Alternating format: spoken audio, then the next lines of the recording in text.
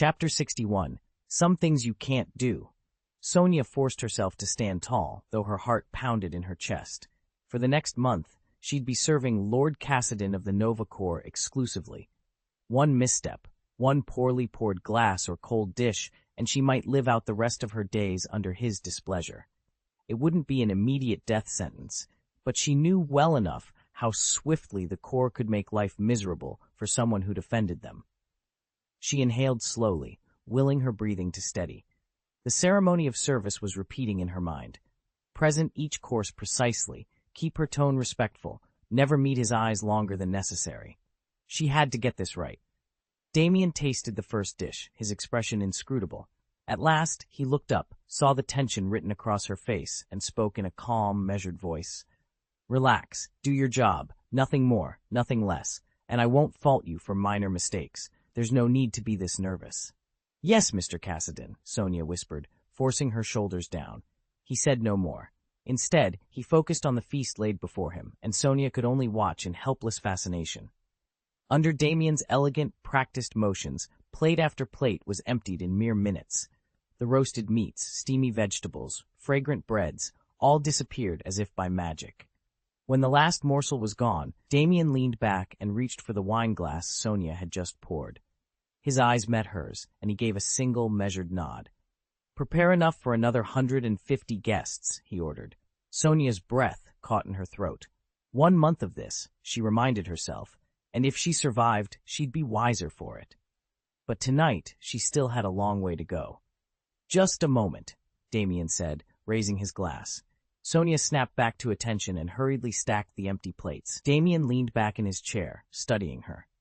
For the next month, you'll be acting as my personal attendant. There are a few rules you need to know.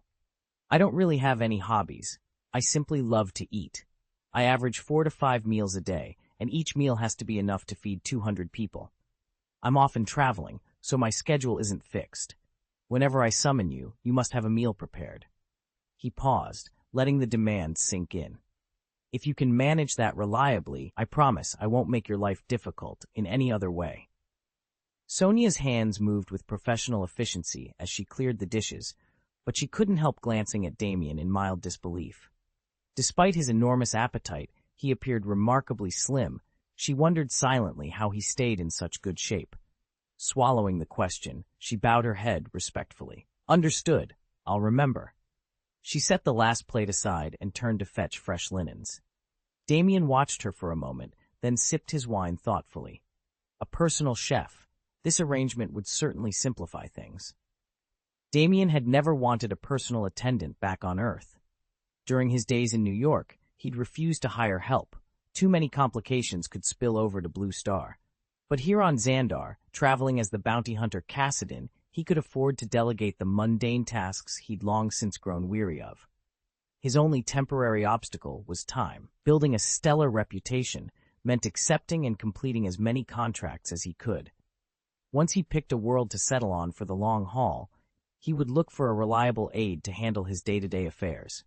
For now, though, his suite at the Celestial Hotel offered all the service he needed. Meanwhile, Sonia steered her cart toward the hotel's sprawling food hall. After swapping out for a larger trolley, she paused before the glittering buffet lines. Robotic arms gently rotated towers of steaming meats. Trays of glowing exotic fruits sat beside dishes of shimmering alien pastries. Damien, or Cassidon, depending on whom you asked, had told her he had no hobbies beyond eating well. If she could perfect his dining experience, she'd fulfill her current assignment in spades. She began selecting plat, as with care. Tender slices of roasted Xandarian boar, translucent cubes of sweet salty crystal fruit from the Corvan clusters, a cooling gelée made from the juice of desert roses. Each addition went onto the cart with measured deliberation. His mission schedule was intense, but if Sonia saw to it that his meals were both nutritious and delicious, Damien would have one less thing to worry about as he carved out his legend among the stars. Hey, Sonia. The head chef called as she walked past, leaning against the doorframe. Isn't that the guest you're in charge of? He's already polished off all the food, and you're sending out more? Sonia paused, then turned with a professional smile. No matter how extraordinary Mr. Cassidon's appetite might be, she couldn't afford to complain to coworkers. Workplace gossip could cost her far more than a few misplaced words, sometimes even her position. She tucked a loose strand of hair behind her ear. A hearty appetite is a good thing. If he keeps eating, it means my cooking suits his taste. The chef's stern expression softened into a grin. You know, from what I've seen, he's genuinely enjoying every dish you've sent. Sonia nodded and picked up a fresh tray of hors d'oeuvres. Good, he's waiting. Sonia forced a small smile at the chef's excited face. All right, she said, just get it out quickly. Don't keep the guests waiting. Fortunately for her nerves, the celebrity hotel kitchen is staffed by 50 chefs working in 7-day rotations, so no one ever cooks non-stop. If the others found out that Damien Cassadin alone could devour as many meals in a day as 800 ordinary guests, they'd raise Cain. Even at full capacity, the hotel never serves more than 1,000 diners, and most of them only sample a few bites. Each month, the chefs take turns catering the Grand Masquerade Ball, and by next month's shift, everyone will be whispering complaints behind her back. This might be the only chance Sonia has to stay on good terms with Damien, and, frankly, she had little choice but to play along. The earnest chef's grin broadened as he hurried away to prepare the order. To a chef, few things rival the thrill of having your dishes praised. Well, aside from a promotion or a generous raise. At this upscale hotel, our guests aren't just diners. They're industry heavyweights whose approval is the highest accolade. I couldn't agree more, the head chef said, beaming. Damien returned the smile and then, almost imperceptibly, began making his way through the buffet line. On his first plate, he piled mountains of food, enough to feed a small army. The chef's eyes went wide. Yet Damien didn't stop there. He filled one massive catering cart, then fetched 2 more.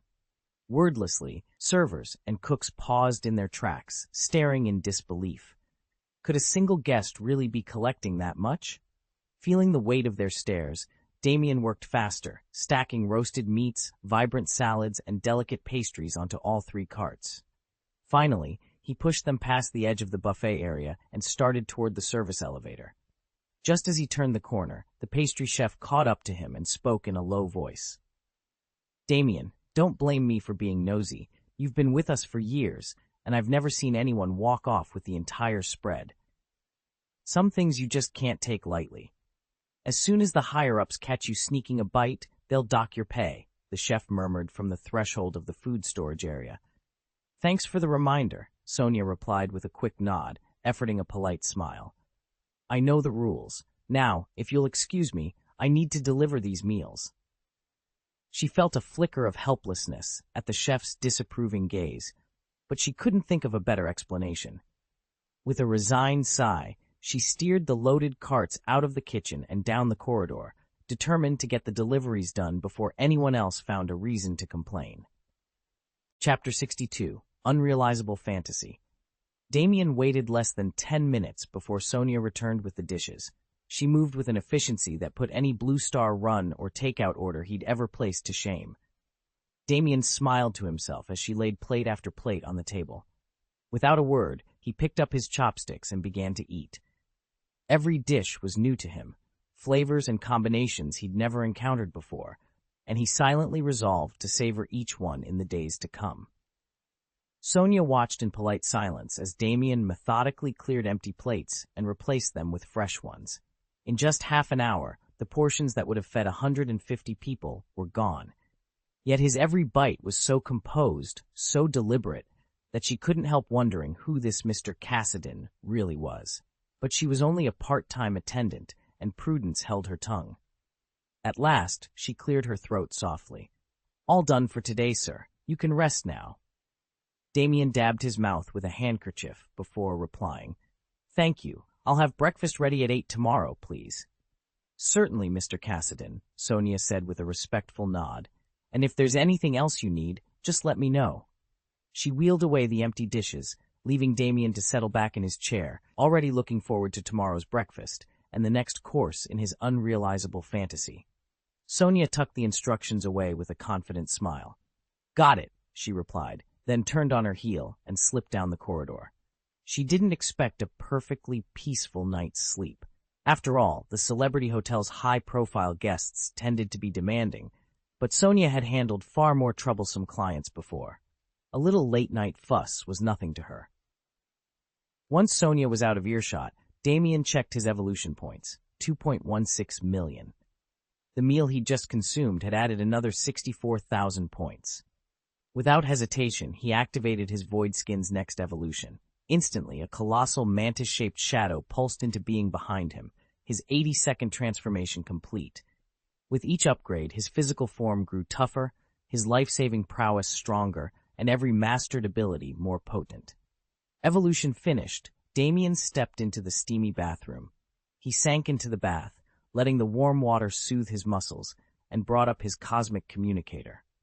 With a few taps, he launched the reward mission.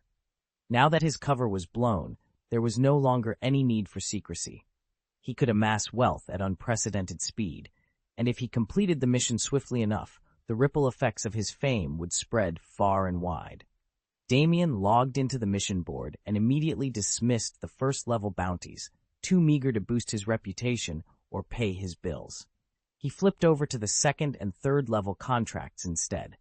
The level 2 slot was nearly empty. Every recent assignment had already been claimed. Even the tempting desert catastrophe cleanup had drawn hordes of hopefuls who'd failed to finish it. He tapped a few filters and settled on disaster relief jobs. Not only did they pay well, some offered up to 4.5 million credits, but the materials he gathered along the way could be edible or otherwise salvaged for extra profit. Still, none of those mid-tier missions thrilled him. In the end, Damien picked a high-risk, high-reward level 3 bounty, exterminate the alien queen bug. The payout was a cool 20 million credits. The contract also included an optional daily support mission, defend the perimeter from insect nest incursions for a steady 10,000 credits a day, but Damien barely glanced at it before shrugging it off. Mission locked in, he stepped out of the briefing chamber and headed back to his quarters. Tomorrow, he'd start gearing up for the mother bug. For now, he was ready for some much-needed rest. Damien had journeyed to this distant world by choice, so when he first set foot in his new quarters, he felt neither jittery nor homesick. Instead, exhaustion from the long voyage washed over him, and he slept through the night without a single restless moment. By 8 o'clock the next morning, a soft knock announced breakfast. Sonia, the hotel's dedicated attendant, stepped into the suite with a silver tray in hand. Her dark lashes fluttered in mild surprise. Celebrity guests rarely rose so early. Most preferred late nights, lounging in bed until noon or beyond. Yet here was Mr. Cassadine, bright and punctual. "Good morning, Mr. Cassadine," she said, masking her astonishment with a perfectly measured smile. Damien blinked as he sat up, neatly folding the comforter behind him. He offered a slight nod in return. "Good morning, Sonia." She set down the tray, a steaming cup of dark roasting beans from Earth, fresh fruit slices, and a warm pastry, then stepped back to attend to the room with the same quiet efficiency she'd shown all her guests. Damien took a moment to admire the spread, grateful for the small reminder of home as he prepared for whatever awaited him on this alien planet. Sonia carefully arranged an assortment of beautifully presented breakfast dishes on the table. Stepping back 3 paces, she offered with a warm smile, "Mr. Cassadine, do you have any plans for today?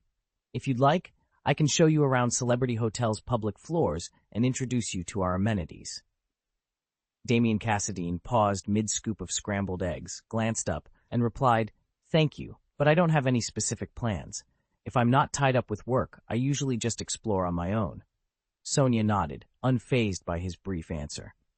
She understood that while guests appreciate suggestions, their privacy must always be respected. "Certainly," she said cheerfully. "Just let me know if you change your mind. And after breakfast, you mentioned you have to head out?" "Exactly," Damien said, rising from his seat. "I have an appointment downtown." "Very good," Sonia replied. "I'll be here if you need anything further. Enjoy your meal, Mr. Cassadine." With that, she stepped away, leaving Damien to his breakfast and the quiet grandeur of Celebrity Hotel's 24th floor. Damien leaned back in his chair as Sonia set down the last of the documents. "Feel free to rest as much as you like before I give you any instructions," she said. He offered her a grateful nod. "Thank you. I'll be ready when you are." Sonia smiled, though she didn't really expect him to relax for long. Damien merely shrugged, picked up his plate, and began to eat. A full hour passed in silence. When Sonia glanced up again, Damien was gone. "Mr. Cassadine?" she called, rising from her seat. "Mr. Cassadine, are you there?"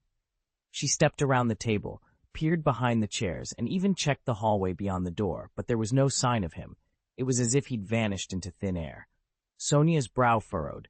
Invisibility? Phasing through walls? Or teleportation? She whispered the possibilities to herself, each one more astounding than the last. On Xandar, it wasn't uncommon to encounter travelers or technologies from other worlds. But true superpowers, abilities no one else possessed, were a rare and coveted gift. They offered freedom, the chance to do what ordinary people could only dream of, even to leave Xandar behind altogether in search of new horizons. And now, Sonia realized with a flush of envy, Damien Cassadine had at least one of those gifts. On Xandar, only a handful of people are born with true superpowers. Everyone else must enlist in the Nova Legion if they want a chance at extraordinary abilities. Sonia stared into the empty cafe, imagining what it would be like if she could tap into even a fraction of that power. No more slogging through endless shifts for a meager 30,000 yuan a month, no more being on call 24 hours a day, endlessly parsing her guests' moods and policing every word and gesture. But it was only a daydream. She hadn't been one of the chosen, and the Nova Corps would never call her name. With a rueful smile, Sonia straightened the last plates on the table, wiped her hands on her apron, and slipped out the door. Her fantasy left behind in the quiet hush of the cafe. Chapter 63, Need More Money. Damien's next destination was Kilfstar, a pale green planet more than 1,200 light-years from Xandar. From high orbit, he took in the planet's outline at a glance. Across a 10,000-mile radius, 8 massive insect nests clung to volcanic slopes, while countless smaller colonies burrowed just beneath the surface. Everywhere he looked, hordes of red-skinned, misshapen insects scurried with ant-like precision, each carrying out its grimy tasks. At the base of every large hive, fortified front lines bristled with soldiers, and here and there, strange figures lounged in the shade of molten rock vents. Damien recognized them immediately as high-tier bounty hunters, prospecting for the planet's notorious rewards. But what truly caught his eye was a staggering sight on the largest volcano. A colossal crimson insect, its long, writhing tentacles plunged deep into the earth, was drawing up the planet's magma energy. Its engorged abdomen pulsed with an eerie glow, black shapes shifting behind the translucent carapace as it incubated new Zerg larvae. Damien narrowed his eyes. Demand for Zerg specimens was soaring, and this mother hive was a gold mine. He tapped his wrist console, reviewing the contracts lining up for extraction, and then allowed himself a small, confident smile. If he could capture even a fragment of that incubating power source, he'd more than cover his credits deficit. He disengaged his stealth field, dropping from orbit on a silent vector toward the volcano's rim. The battle for Kilfstar's underground empire was about to begin, and Damien intended to cash in. Damien stood at the edge of the lava-scarred cavern, staring down at the 8 massive insect nests fanning out in irregular patterns around the glowing heart of the earth. At its core sat the Queen, the colossal bug that siphoned molten energy straight from the planet's magma veins. Even for someone of Damien's skill, confronting her head-on was no small feat. Worse, he knew from experience that if the Queen were slain hastily, the hive would go into overdrive, birthing far more offspring than before. He needed more than just courage. He needed backing. Instead of rushing in, Damien opened a small hollow communicator. He sent an encrypted message to the reward sponsor, requesting an increase in the bounty. Once he'd dispatched that communique, he summoned a void rift beneath his feet. In an instant, he vanished from the subterranean depths and reappeared outside a rough perimeter of sandbags and sentry posts, the military camp that served as the staging ground for all anti-hive operations on this world. Soldiers with deep green skin, broad shoulders, and pointed ears, as alien to him as the Namekians he'd imagined from some old anime, snapped to attention the moment he materialized. Muzzles of energy rifles clicked into place, and the low hum of charged weapons filled the air. Damien held up a hand and took a careful step forward, eyes scanning for a commanding officer. A tall, scar-faced man broke free from the line. His uniform was frayed at the cuffs, and a single silver braid marked his rank. He raised an eyebrow at Damien's calm demeanor. Around him, troopers loosened their stances but kept their rifles trained on the newcomer. "State your name and business," the scar-faced officer demanded, voice firm but not unkind. "Damien," he replied, voice steady. "I came to discuss a coordinated strike on the Queen down below. I've assessed the situation, 8 nests feeding into her core funnel, and I believe we need more resources before we act. I've already requested an increase in operational funding." The officer studied him for a long moment, then nodded once. "You're the contractor they've been talking about," he said. "Major Veltor's been itching to get this done, but without extra support, it's suicide. Follow me. We'll get you briefed in the command tent." Relief eased Damien's tense shoulders. He followed the officer through the camp's dusty lanes, flanked by curious troopers lowering their weapons. Somewhere inside that command tent lay the key to toppling the Magma Queen, and, if his sponsor agreed, finally the reward that made the risk worthwhile. Colonel Damien Brighton narrowed his eyes at the newcomer in golden armor. "Who are you, and what brings you here?" he demanded. The stranger lifted his helm, revealing a calm, weathered face. "I am Cassidon," he said. "I've already slain the insect mother and claimed the 20 million coin bounty, but I've come to negotiate. 20 million isn't nearly enough for a feat of this magnitude." Brighton's gauntleted hand fell to the row of medals on his chest. "If you want to haggle, you'll have to find someone with the authority to sign off on it," he replied coolly. Then he straightened, meeting Cassidon's gaze head-on. "Allow me to introduce myself properly. I'm Colonel Damien Brighton, commander of this camp." From a nearby formation, a soldier shifted uneasily, but Brighton silenced him with a simple gesture. He turned back to the bounty hunter, his scarred green skin and stern expression underscoring every word.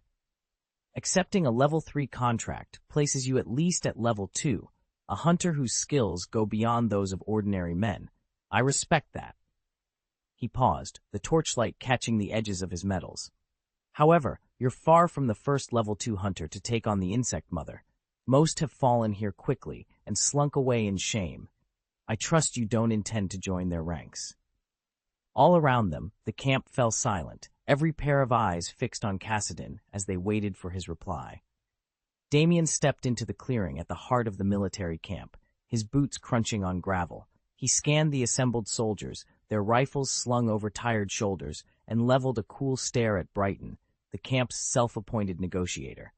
"They have nothing to do with me," Damien said evenly. Brighton smirked, crossing his arms. "Fair enough. So long as you're willing to pay, we can take out the queen insect for you." A ripple of laughter spread among the men. Unfazed, Damien raised an eyebrow. "Don't say I didn't warn you." Cassidon, a grizzled sergeant leaning against a stack of supply crates, chuckled.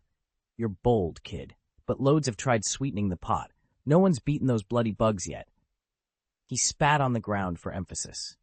"That queen's nest is deep under the surface. More than a few squads have walked in and never walked back out." He pushed himself to his feet, stepping closer. "If you actually pull it off, we won't quibble over credits. 20 million, 50, hell 100. Name your price, and we'll deliver the hooks, the intel, whatever you need." Brighton's grin widened at Cassidon's bluster. Damien had originally considered asking for 30 to 40 million credits, enough to cover the risk and then some. But listening to these hardened veterans bristle at the mere mention of higher stakes, he recognized an opportunity. They valued success above all. Pushing this price higher wouldn't be a disadvantage. In fact, it might just seal the deal. He folded his arms, meeting Brighton's eyes. "All right, gentlemen, let's talk numbers." The other party surprised him by raising the offer. "This mission isn't that complicated," he said with a dismissive shrug. "No need to haggle. 100 million is more than enough." "Don't forget our agreement," Damien replied, his voice low and unyielding. "I don't tolerate broken contracts." His eyes swept the room like a winter gale. Every officer felt a chill crawl down their spine, as if some unseen predator had singled them out. Then, in the blink of an eye, Damien simply vanished. Moments later, a deafening boom ripped through the sky, tearing apart the high-altitude cumulus clouds above the camp. A massive shockwave rolled outward, its ripple visible even against the bright blue dome overhead. Glass panes throughout the distant military compound exploded in a chorus of shattering, showering the grounds with jagged fragments. Soldiers were hurled off their feet by the blast's force, but their battle-hardened reflexes kicked in. They scrambled for cover, bracing themselves against the ringing alarms and swirling debris. "What the hell is that?" The soldier who'd been laughing just moments before stopped cold, his gaze fixed on the flawless blue sky. Around him, the camp fell silent, tension crackling in the air. These men had seen their share of bounty hunters and superhumans pushing past the sound barrier, but never anything like this. A broken sonic boom overhead was one thing. It was spectacular, but rarely lethal. No one here could fly. No one here had ever reached such jaw-dropping speed at altitude. And yet this Kassadin had just shattered the barrier in midair. If that shock wave had detonated at ground level, it would have obliterated them all. Damien's heart pounded as he recalled Kassadin's cold promise: kill the Insect Queen, and Damien would pay him every last credit, even if it meant emptying his own vault. There was no escape, no loophole. If Kassadin delivered on his word, Damien's chances of keeping his fortune, or even his life, were slim to none. Damien barely had time to register the tremor beneath his boots before the fine gravel underfoot began to shudder like the planet itself was about to shatter. Across the field, Commander Brayton's face went pale. He barked into his comm unit, "Hell's bells! He's firing an energy weapon! Fall back to the dropship now!" Within seconds, every soldier in the forward camp felt the ground heave. Shouts of alarm rang out as they sprinted toward the waiting transport craft. In under 30 seconds, the last of them had scrambled aboard and sealed the ramp. From the safety of the dropship's command bridge, Brayton watched the seismic gauges spike. The earth was cracking open in jagged lines around the abandoned Zerg nest. His jaw clenched. They had known the risks of deploying heavy energy weapons so close to the planet's extinct volcano, risks that no one had bothered to emphasize in the mission brief. A single misfire could trigger a chain reaction, turning this dormant giant into a blazing inferno, and quite possibly setting off neighboring calderas as well. With the USC tech at their disposal, wiping out the Zerg hives outright would have been trivial, if only they'd been allowed to use it. Instead, the treaty forbade any large-scale energy bombardment. Now, as the ground continued to groan and split, Brayton realized just how badly that restriction was about to cost them, and the entire planet. Damien and his team, unable to deploy heavy weapons, were forced into relentless, head-on clashes. Over the years, they poured a staggering fortune into their campaigns and paid for it in blood as countless comrades fell or were grievously wounded. If you've enjoyed the story so far, please cast your vote, keep reading, and consider investing your support. We're fast approaching 200,000 words. Once we hit that milestone, the novel will be deemed ready for publication, and updates will shift from twice daily to once a day. Thank you for standing by us. Chapter 64, The World-Destroying Giant Insect. I've been telling the commander for weeks to cancel this bounty mission, Damien snarled, slamming his fist against the holomap table. Across from him, Lieutenant Brayton's face was drained of color. Both he and Captain Brighton had long despised bounty hunters, especially the alien kind. It was true that anyone who reached level 2 status possessed superhuman abilities far beyond those of ordinary soldiers, but those powers often bred arrogance and recklessness. More than one overconfident hunter had marched straight into an active volcanic crater and ended up as Zerg fodder. Brighton leaned in, voice low and tense. The worst part? They don't care about what's happening on Kilf 9. If that volcano goes off, Kassadin's going down, no matter the cost. And if he survives the blast, we'll finish the job ourselves. Brayton's jaw clenched at the thought. He understood all too well that taking on Kassadin would be a fight unlike any other, one that would demand everything they had. Damien suspected that Kassadin might take the job, collect his payment, and vanish without ever showing up. He'd already set his contingency in motion. If the mission unraveled, he would issue a hefty bounty to ensure every available hunter turned their sights on Kassadin.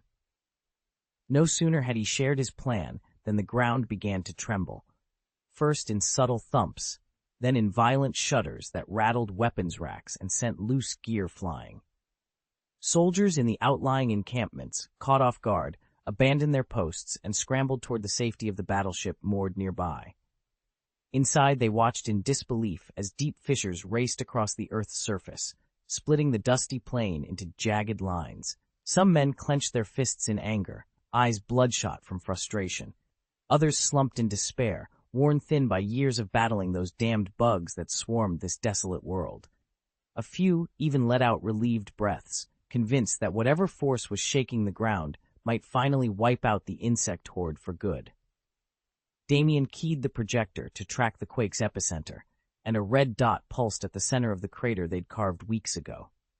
Then, with a roar like a buried thunderclap, the ground gave way. A massive section of Earth collapsed inward, sending up a towering plume of dust and rock. In its place yawned an enormous, cavernous cavity, an abyss that seemed to swallow the last rays of the dying sun. A deafening roar split the sky as a colossal crimson worm, an insect of unimaginable proportions, erupted from the yawning fissure below. Scaled in scarlet armor, 1,000 meters of writhing body floated above the warships like some god of destruction. Its massive head sprouted hundreds of multifaceted eyes, and along its flanks dozens of gaping maws seemed to chew at the very air. Dozens of whip-like tentacles lashed out, each strike unleashing jetting flames and sending tremors through the earth. In moments, the surrounding kilometer had been transformed into a blazing inferno. Even the hardiest sailors felt their blood run cold at the creature's nightmarish presence. On the bridge of the flagship, Commander Brighton's curse caught on his lips. He gripped his cigarette so tightly that the embers quivered. Damn it, has it really evolved this far? From the moment the worm had first appeared, when it was scarcely a few meters long, no one had imagined it could grow into a world-ending terror. Back then, they'd treated it as a mere threat to be scouted and contained. Now, faced with this hellish leviathan born of fire and fury, they wondered if any plan could save them. By the time Damien's squad was wiped out, the monstrous insect had already grown to unimaginable proportions, expanding dozens of times in size in just a few days and boring straight into the planet's volcanic zone. They tried every conventional weapon in their arsenal, but bullets and explosives could hardly scratch its carapace. Energy weapons were even more perilous. A single overcharged blast risked triggering a chain reaction among the subterranean magma chambers. If those volcanoes erupted all at once, Kerf, once a thriving, habitable world, would be rendered a charred, lifeless husk. In other words, destroying the Zerg broodmother by force could very well destroy their own planet. For more than 10 years, these world-ending insects have erupted from Kerf's bowels 3 times, each emergence reshaping vast swaths of the planet's surface into crater fields. Every time, the nations of Kerf set aside old rivalries, pooling their scientific breakthroughs, rallying armies, and even hiring mercenary bounty hunters to help contain the threat. They've scored a handful of hard-won victories, but each battle only delayed the Queen's next wave. Now, as she stirs beneath the fiery mantle, Damien knows the next eruption will be the most devastating yet, unless someone figures out how to stop her without igniting the planet itself. Damien stared at the hollow projection hovering above the war table, the jagged silhouette of the mother insect looming over the devastated cityscape. 2 years ago, when she first descended, she'd stood only 800 meters tall, already a living nightmare. Since then, her armor-like scales had thickened and darkened, bullet and missile fragments skittering off her flanks like rain on steel. Each appearance saw her grow, every inch of her carapace harder to pierce. They had paid for every yard of ground with blood. Entire platoons lost beneath those crushing mandibles, cities leveled under acid rain. Yet somehow, they managed to push her back each time, if only temporarily. Tonight's briefing from the Strategy Bureau reinforced just how close the world stood to the brink. If they couldn't destroy the insect mother within 5 years, humanity would be forced to evacuate the planet altogether, scattering across the stars and abandoning Earth to total ruin. Damien had quietly dismissed that deadline when he first heard it. 5 years sounded generous, endless, even, to the junior officers at the time. But now, 2 years in, The mother insect had swollen to over 1,100 meters, her form like an impervious fortress rising from the ashes. Each growth spurt left her more invulnerable, her hives spawning ever more of her ravenous brood. He closed his eyes and remembered the last battlefront. Dust blotted out the horizon as regiments clashed with thousands of insectoid larvae. The air had tasted foul, acrid with burning biomatter. Damien's squad had charged headlong, rocket launchers blazing, praying for a lucky hit. The creature had shrugged off their best efforts and crushed half his company beneath a single, swollen leg. A low beep brought him back to the present. The Strategy Bureau's chief analyst, Lieutenant Commander Reyes, tapped a series of data nodes on her console. Projected growth at current rate, she said, voice tight, puts mother insect's height past 1,500 meters by year 5. Without a dramatic breakthrough in weaponry or tactics, we'll exhaust conventional munitions long before we reach her core. Silence fell across the chamber.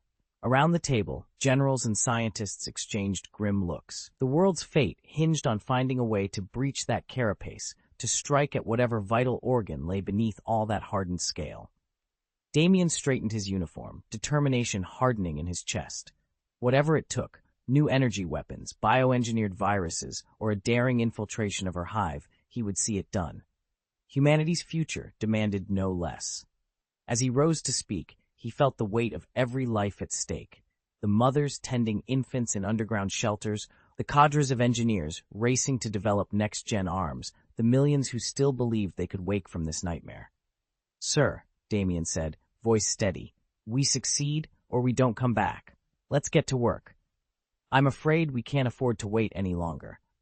Brayton's voice trembled as he exhaled a plume of smoke, staring up at the nightmare creature looming above them. Damien had willingly plunged into its lair to draw it out, and in doing so, he revealed the true scale of the threat. Had this world-destroying insect remained buried, humanity would never have known to prepare, let alone evacuate. "Lieutenant General Brighton, look!" A dozen soldiers on deck pointed skyward in stunned silence. Brighton followed their gaze into the billowing inferno below. Through the roaring flames emerged a single figure clad in gleaming gold armor, a sword crackling with violet energy in his hand. The fire lashed at him, but where the purple aura shimmered, the flames recoiled. He's alive?" Brayton's words barely carried over the roar of the blaze. Then, as if swallowed by embers and smoke, Damien vanished from sight. And in that same instant, a deafening boom rolled across the battlefield. The insect's massive carapace buckled inward where the hero's blade had struck, leaving a cratered dent in its armored hide, a silent testament to Damien's unstoppable strike. The world-destroying insect struck the ground like a falling star. The shockwave obliterated everything within a 10-kilometer radius, sending clouds of dust and smoke billowing into the sky.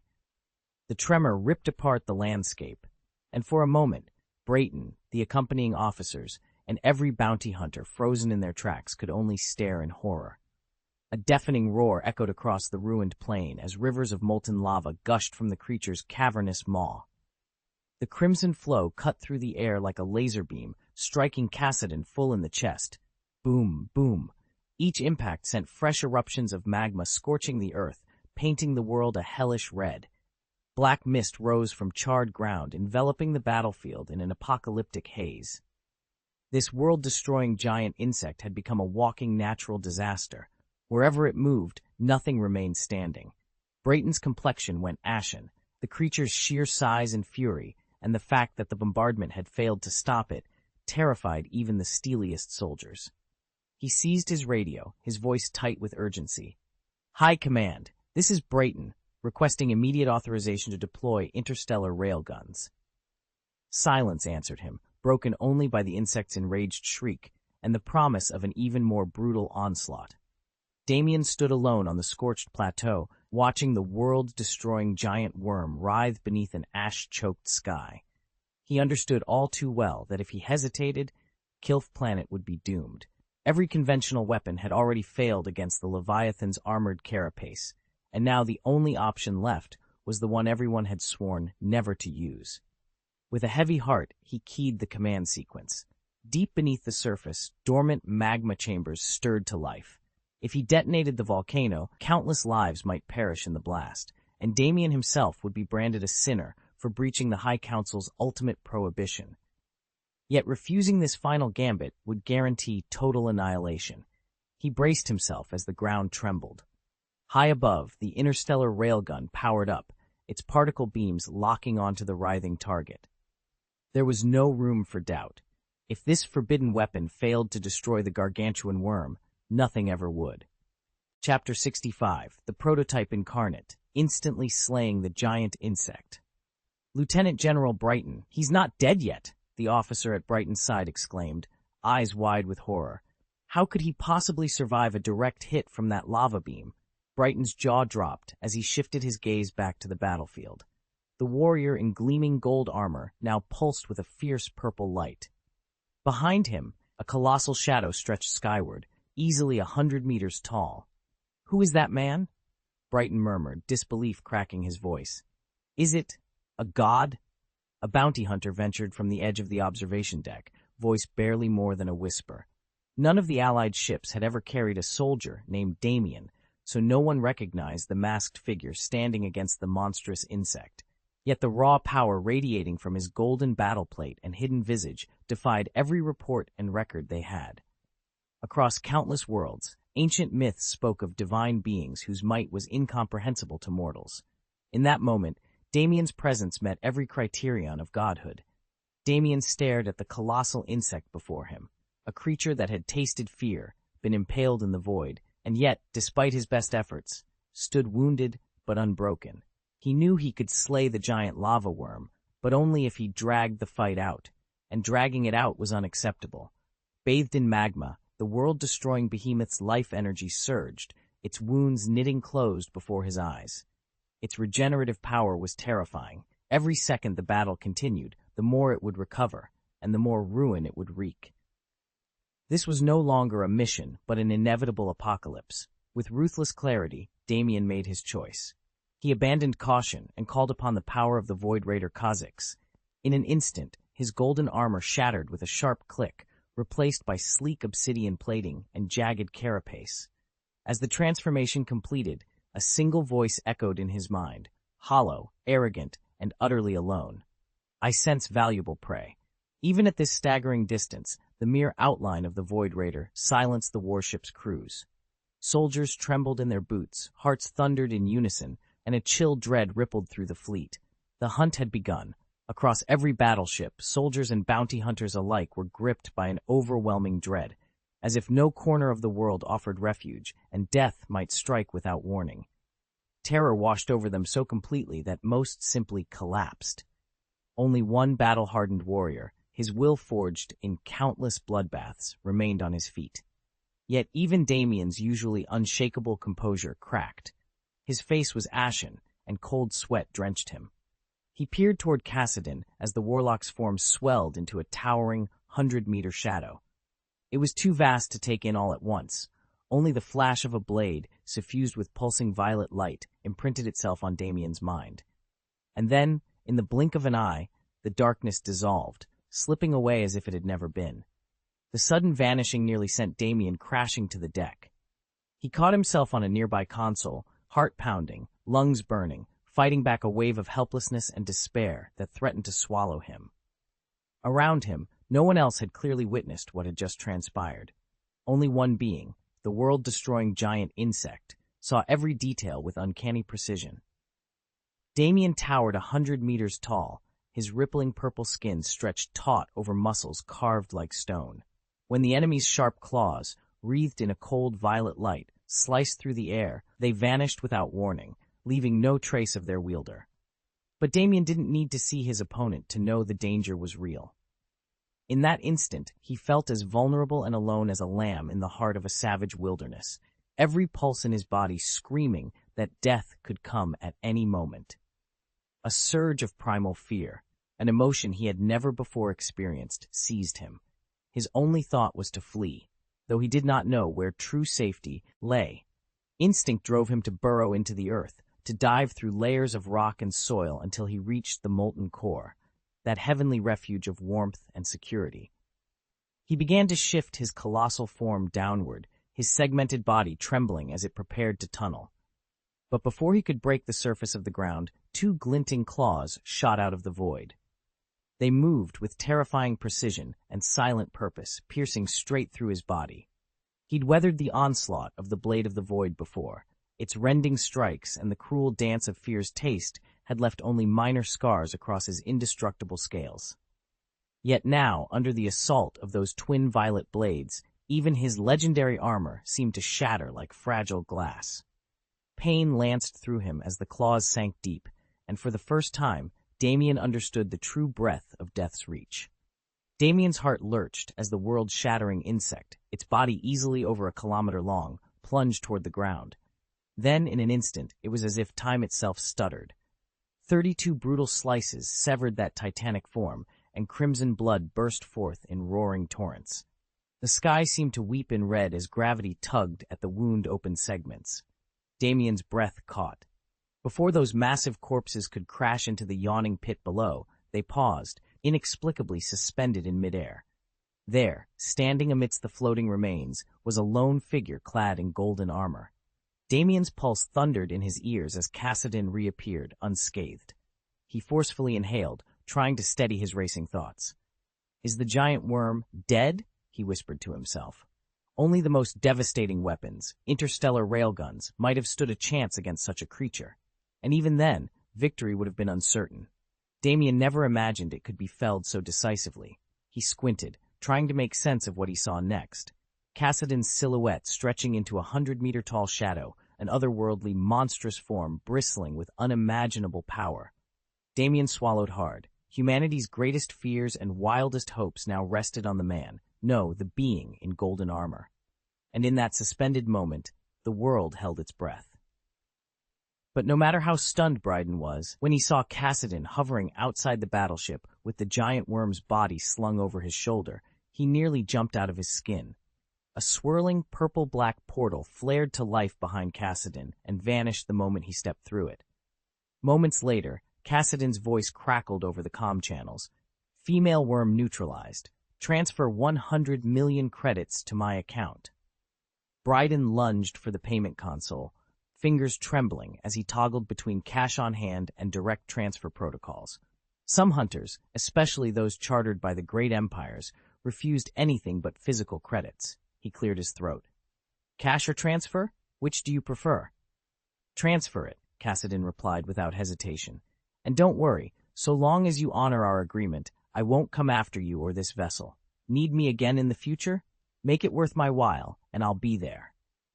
Standing in the corner of the bridge, Damien watched the massive, segmented corpse of the worm twitch once before going still. He listened to Bryden's panicked follow-up and Cassidon's cool assurance, then folded his arms and offered his assessment in a calm tone. "She had formidable defenses," he said. "That wasn't an easy kill." Damien assessed the situation with a cool eye. If he struck swiftly and decisively, he could put an end to this threat in minutes. But a drawn-out battle risked something far worse. The volcanic vents beneath the battlefield would erupt, molten rock would scorch the land, and any survivors might one day become believers in the void. An outcome Damien was determined to prevent. Every mission demanded careful judgment. Victory meant little if it left a trail of destruction in its wake. No matter how powerful he appeared, excessive collateral damage would only erode others' trust in his command. He remembered where he'd gone wrong before. Facing the queen insect, he'd misread her defenses and unleashed his full strength. Instead of collapsing underground, she'd battered her way to the surface, and now Brighton cowered at the thought of her return. That mistake had taught him the importance of precision over raw force. Damien drew a steadying breath. This time, he would be patient. He would contain the fight, strike where she was weakest, and finish it before the earth shook. After all, saving a world meant more than slaying monsters. It meant keeping its future intact. Chapter 66, Growing Fame. Damien slipped into the void and reappeared inside the warship, phasing cleanly through its armor plating. Brighton's eyes widened, and he instinctively took a few steps back. "You're here to hand it over, right? I'll forward it straight to High Command," he blurted out. "And don't worry, every credit of your reward will be yours." Brighton dared not show a hint of contempt for the bounty hunter standing before him. To Brighton, Damien was nothing short of a monster. He'd just slain the so-called world-destroying insect single-handedly. Even if Damien claimed he had no intention of harming him, Brighton's instincts overruled his courage. Faced with such incomprehensible power, all he could do was retreat. Damien noted the fear radiating from Brighton's posture and decided there was no need to unleash more void energy. With a brief nod, he collected dozens of thick, pulsating chunks of the insect's flesh and turned to leave. The creature's life force was staggering, far greater than any being Damien had encountered, which meant that consuming even a portion of it would grant him an enormous cache of evolution points. Damien hid a shiver of disgust at the more unappetizing parts of his catch, but he couldn't let that stop him. After all, this colossal insect, over a kilometer long, was brimming with protein-rich flesh. He stepped off the warship and made his way to a massive eatery on Kilf Star, contracting the chefs to help him prepare the meat. When the kitchen staff first laid eyes on the carcass, jaws dropped. Once they learned that Damien only wanted the prime cuts, stripping away the head, tentacles, belly, and internal organs, they set to work without hesitation. For over an hour, the kitchens bustled with activity, roasting, baking, seasoning. The air filled with a surprisingly pleasant aroma. By the time the first slice was served, Damien's appetite was fully roused. He spent the next 2 hours devouring a single massive portion, and when he finished, his biomonitor chimed, plus 530,000 evolution points. A satisfied sigh escaped him. This really was a planet-level calamity creature. Once the wasteful bits were discarded, 27 hefty slabs of prime meat remained, enough to trigger 9 separate evolutions in one go. Damien packed them up, already anticipating the next surge of power. Damien was more than satisfied. He'd amassed a massive haul, and although he realized it might take him a day or two to work through all the rations, he wasn't in any hurry, so he savored each bite at his own pace. 2 hours later, the entire Kilf star system erupted in astonishment. The world-destroying worm was dead. With the insect queen eliminated, clearing out the remaining hive clusters was only a matter of time. As soon as the fed-in video feed reached the Jikeko Federation's War Council, their top commanders gathered to demand every detail. When they discovered that this seemingly godlike conqueror was none other than the bounty hunter Damien, eyebrows shot up across the room. Money was no object for these magnates. They had coffers deeper than any pit. But what they craved was absolute, decisive power. And here was a man who just snuffed out a planet-devouring menace, almost single-handedly. Lieutenant General Brighton had one pressing warning in his briefing. Damien hated breaches of contract. To secure his loyalty, the Federation's finance ministers were instructed to wire the 100 million credit reward immediately. As for the rest, strategic alliances, titles, even planets, it could all be negotiated afterward. But first, they had to make good on their promise. None of them had even considered stalling for 10.5 days. If the bounty hunter failed, and worse, enraged the world-destroying worm, it could unleash true catastrophe on Kilf Star. So when the hunter delivered success, the united community of Kilf Star wired the bounty at once and awarded the mission its highest rating. They hoped this generosity would leave Kassadin with a favorable impression and pave the way for future collaborations. Moments after the transfer, state channels trumpeted the worm's demise. In a gleaming galley kitchen somewhere on Kilf Star, Chef Marlowe paused in mid-chop as a broadcast described the creature's gargantuan scale. He glanced down at the thick slabs of meat laid out before him. "We're really cooking parts of a world-destroying worm?" he said, voice a mix of awe and disbelief. His sous chef, Jolene, snatched a glance at the screen. "Looks like it," she replied, brushing a stray lock of hair behind her ear. Marlowe's eyes widened. "When did Kilf Star ever have a monster that size wandering around?" Jolene shrugged as she ladled sauce into a pan.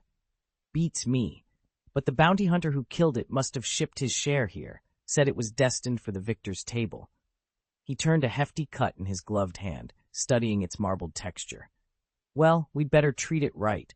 Bragging rights like this don't come along every day." All around them, every chef in the kitchen, each with at least 20 years of experience, fell silent for a moment, contemplating the rare and formidable ingredient before them. Damien and his fellow chefs had faced down countless exotic creatures, but nothing had prepared them for Kilf's most dreaded, planet-ending menace. The moment they learned the true identity of their quarry, known only as Cassidon, the entire kitchen sprang to life. Damien, eager to prove himself, pored over recipes and techniques, determined to showcase every skill he'd ever mastered.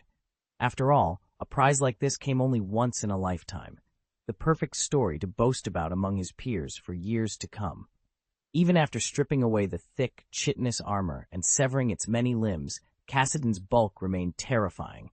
Special cutting tools were needed just to carve the flesh. It would have taxed 20 master chefs working at peak capacity, and yet not one complained. Fatigue vanished in the face of such a rare opportunity.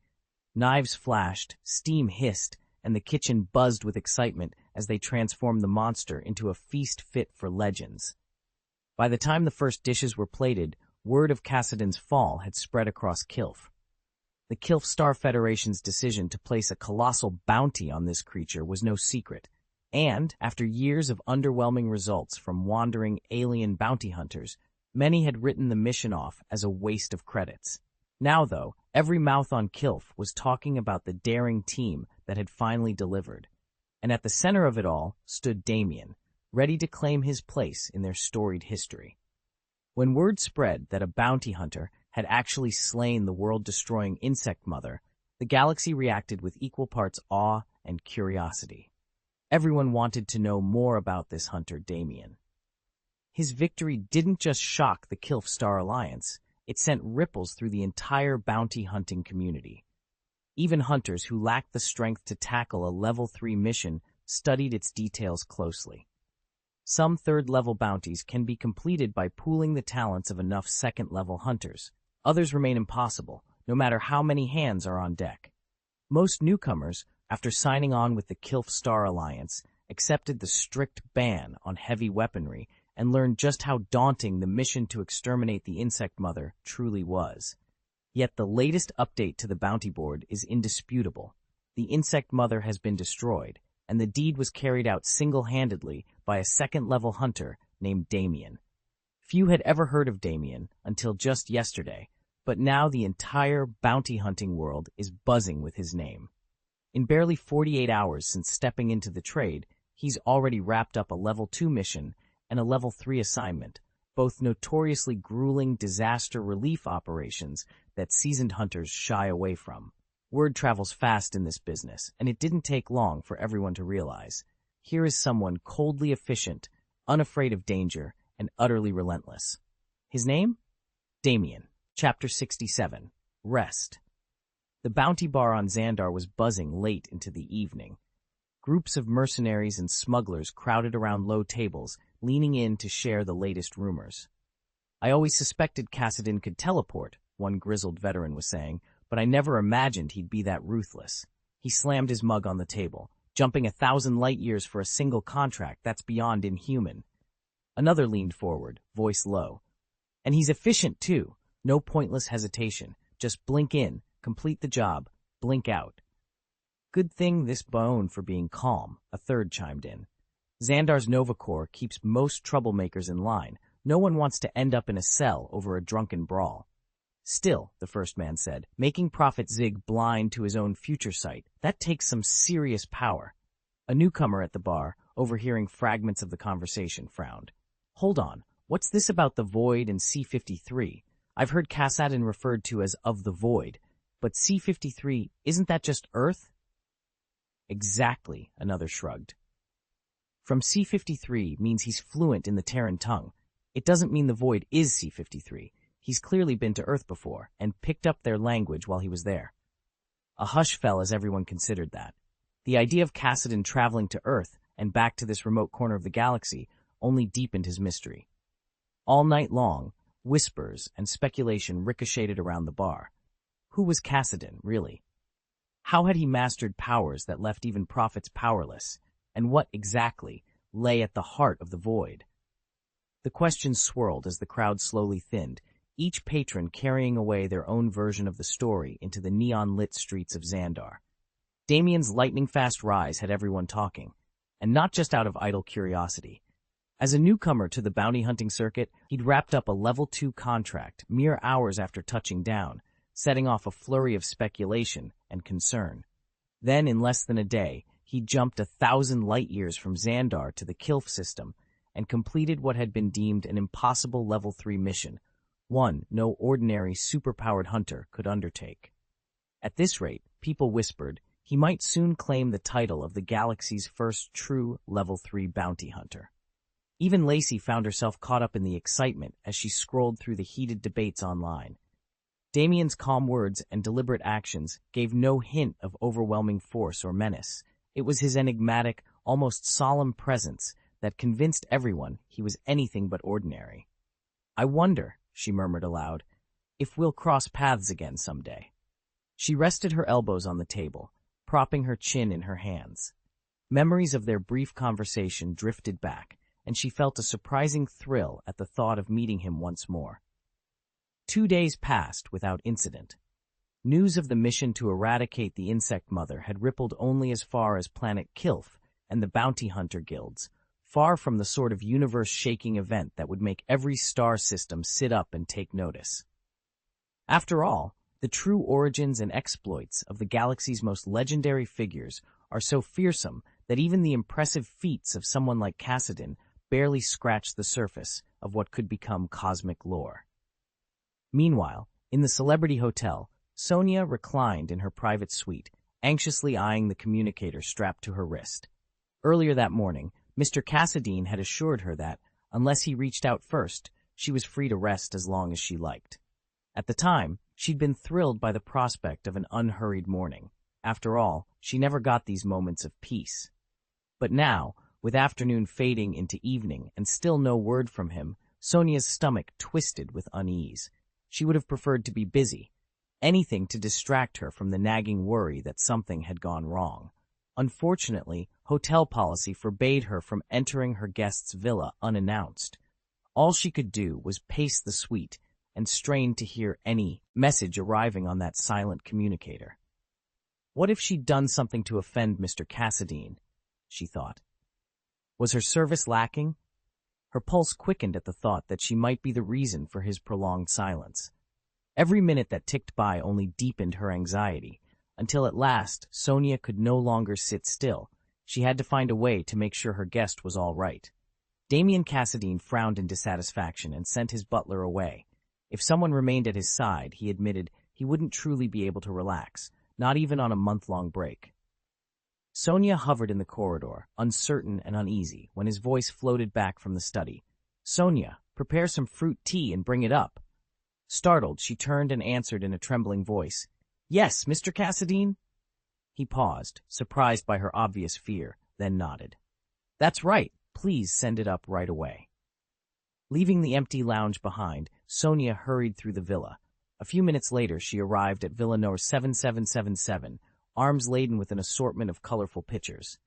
"Since I wasn't sure which flavor you'd prefer, Mr. Cassidine, I've brought several varieties." By the indoor pool, a figure in gleaming gold armor and a matching mask lounged on a sun chair. Sonia smiled faintly, set the pitchers on a low table, and stepped back. Damien shifted his head, his gaze sweeping over the neatly arranged fruit teas.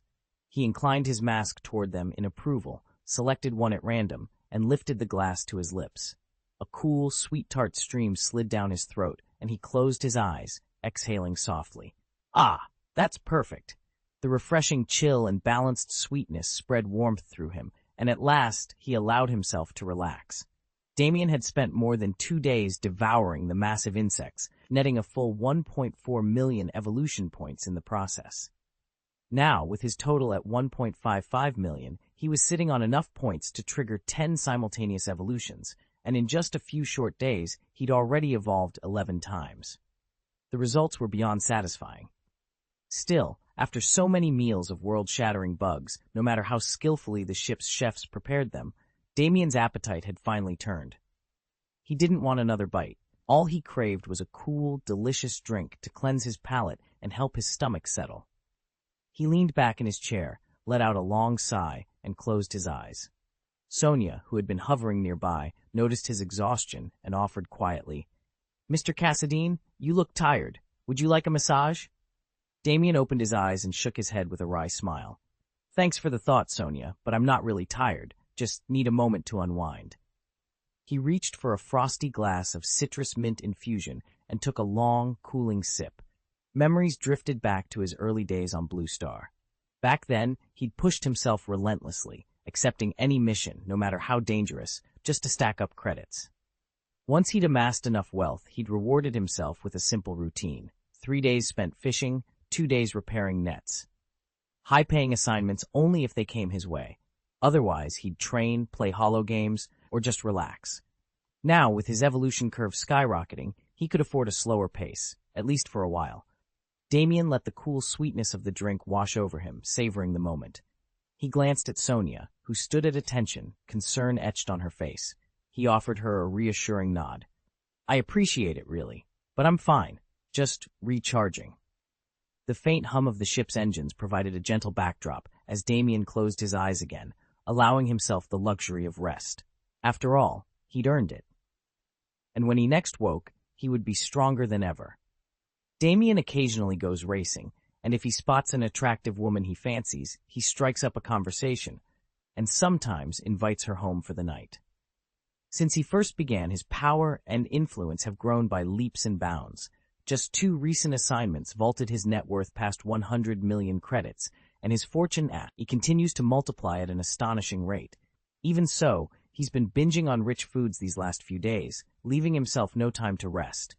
He worries that if he ever pauses, he'll lose his appetite and return to the gnawing hunger he thought he'd left behind. He turns to Sonia. Want me to whip up some snacks for you? She waves him off with a small smile. Not right now. I just want something to drink. Fair enough. Damien reaches for a platter of candied fruit and pours himself another glass of iced fruit tea. Then he adds, but for dinner at 7, I'd like some truly appetizing appetizers. Can you handle that? Of course, Sonia replies crisply. She taps her wristband, summoning a translucent menu that hovers in midair. With a few swift gestures, she selects the dishes Damien requested and confirms the order. Then she steps back, standing quietly at his side, ready, Damien realizes, for whatever comes next. Cassidon's pace at the table was noticeably slower than it had been in recent days. Damien observed this, but kept silent. He simply waited patiently for Mr. Cassidine to finish eating, then quietly cleared away the dishes. Chapter 68, The Name of Cassidon. After Damien downed more than 30 cups of those strange, flavor-shifting drinks, the suit of armor that had clung to his body simply vanished. He stood there for a moment in stunned silence, until Sonia, who was just finishing packing her things, caught sight of him. Her hands froze on the edge of her bag when Damien's perfectly sculpted physique was laid bare. A rush of surprise, and something a little like admiration, stirred in her chest. But the moment her eyes drifted upward to his face, calm, unchanging, bathed in that soft golden light, all her fluttering emotions stilled. Damien didn't notice or care about her reaction. He slipped into the magically transformed swim trunks that had appeared with the rest of his outfit, strode to the edge of the enormous pool, and dove in with a carefree splash.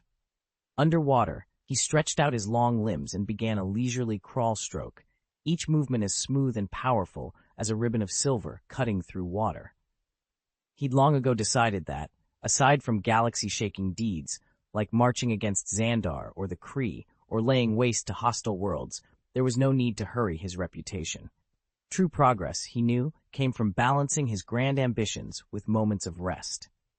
In the months ahead, he would see to every secondary and tertiary disaster-clearing assignment, steadily growing stronger, and along the way, earning both wealth and renown.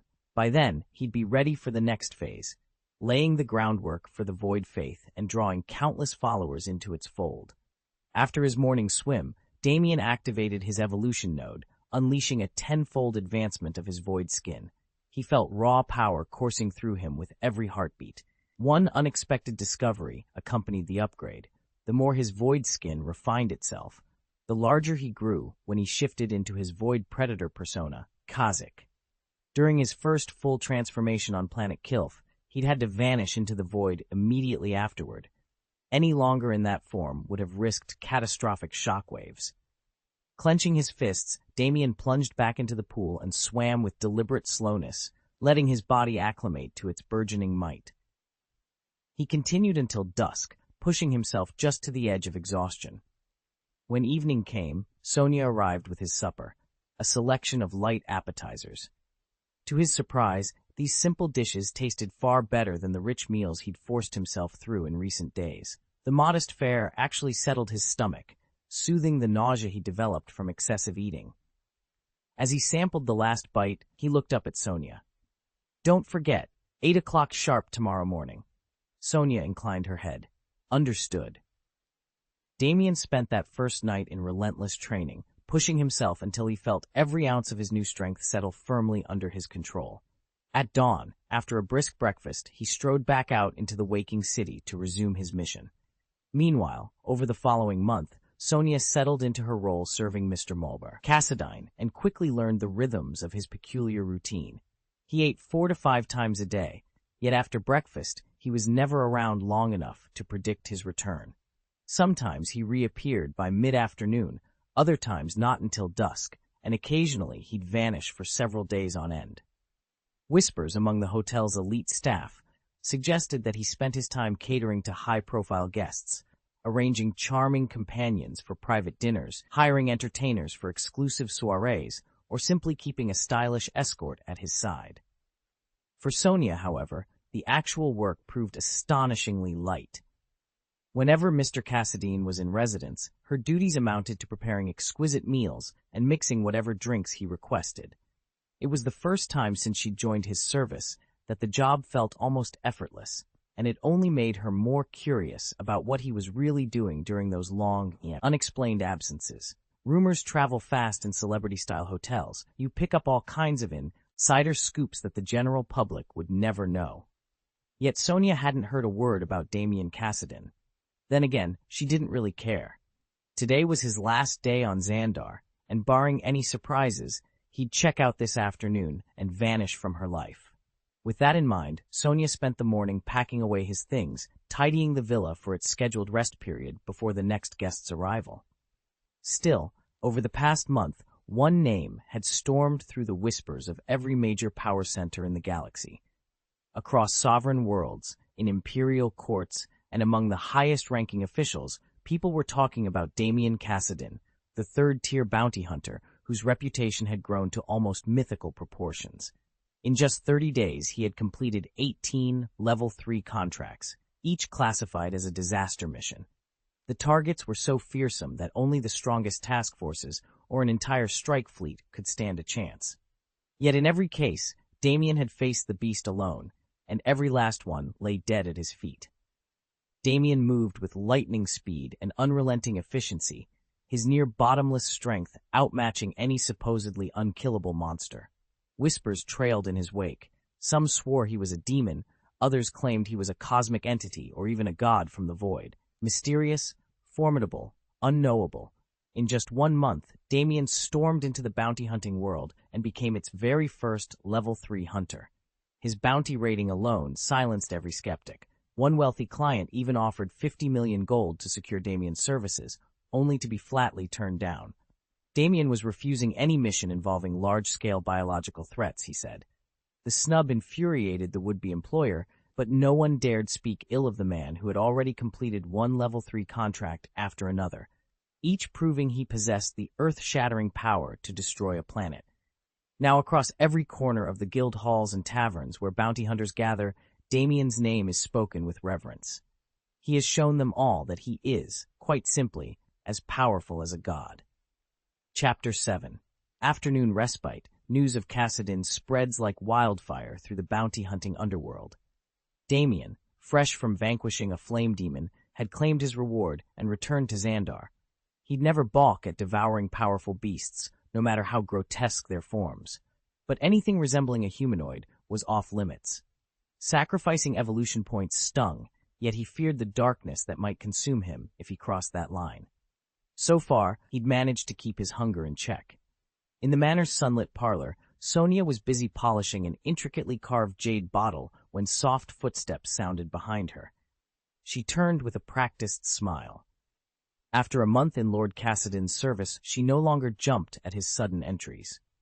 "Lord Cassiden, I'm just about finished with your afternoon tea." Damien inclined his head in acknowledgement. Sonia set down her cloth, hurried downstairs, and returned moments later with a silver tray bearing 2 frosty drinks, dragonfruit iced tea for him, a lychee cooler for herself. She placed his glass on the low table by the sofa. "Is today really your last day?"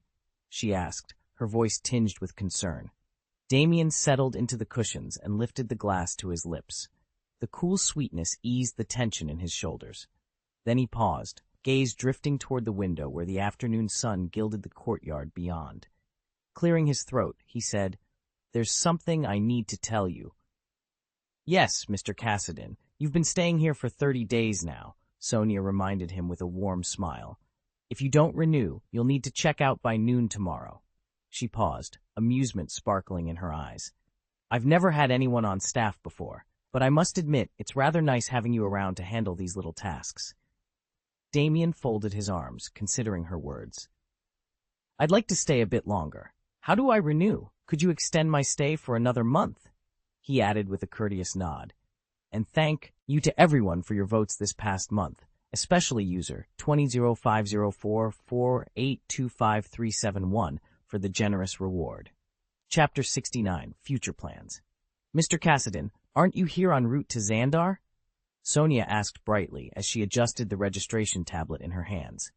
Damien Cassiden looked up from his seat in the hotel lobby's quiet reading alcove. He folded the corner of the page in his dossier and offered her a faint smile. "I never said I was here on vacation," he replied evenly. "I was simply seeking a comfortable place to stay." Sonia's eyebrows drew together for an instant before she nodded. "I only asked because most guests come in for a night or two before moving on, or even buying property on Xandar Star. You know, once they've lived here a few months, they often choose to purchase a condo. It's more cost-effective than hotel rates, though the celebrity hotels can't match our services." Damien leaned back against the plush armchair, crossing one leg over the other. "I asked around for the best celebrity hotel and decided to give this one a try," he explained. "So far, I'm more than satisfied. With both the atmosphere and your service, I don't mind extending my stay." Relief flitted across Sonia's face. She had been braced for the usual guest conundrum, either a hasty departure or a sudden real estate transaction, but Damien's plans were refreshingly straightforward. "Very good, sir," she said crisply, tapping her stylus twice on the tablet. "I'll update your reservation. Would you like a suite upgrade, or shall we keep your current room assignment?" Damien considered the question for a moment. "Let's stay with what we have," he decided. "I appreciate the quiet, and I'd like to keep things simple while I'm here." "As you wish." Sonia's posture was impeccable, every movement fluid and efficient. Even if he'd given her a rare afternoon off, she'd never slacken. She always met his requests with cheerful competence. With another tap, she printed out the updated reservation slip and handed it to him.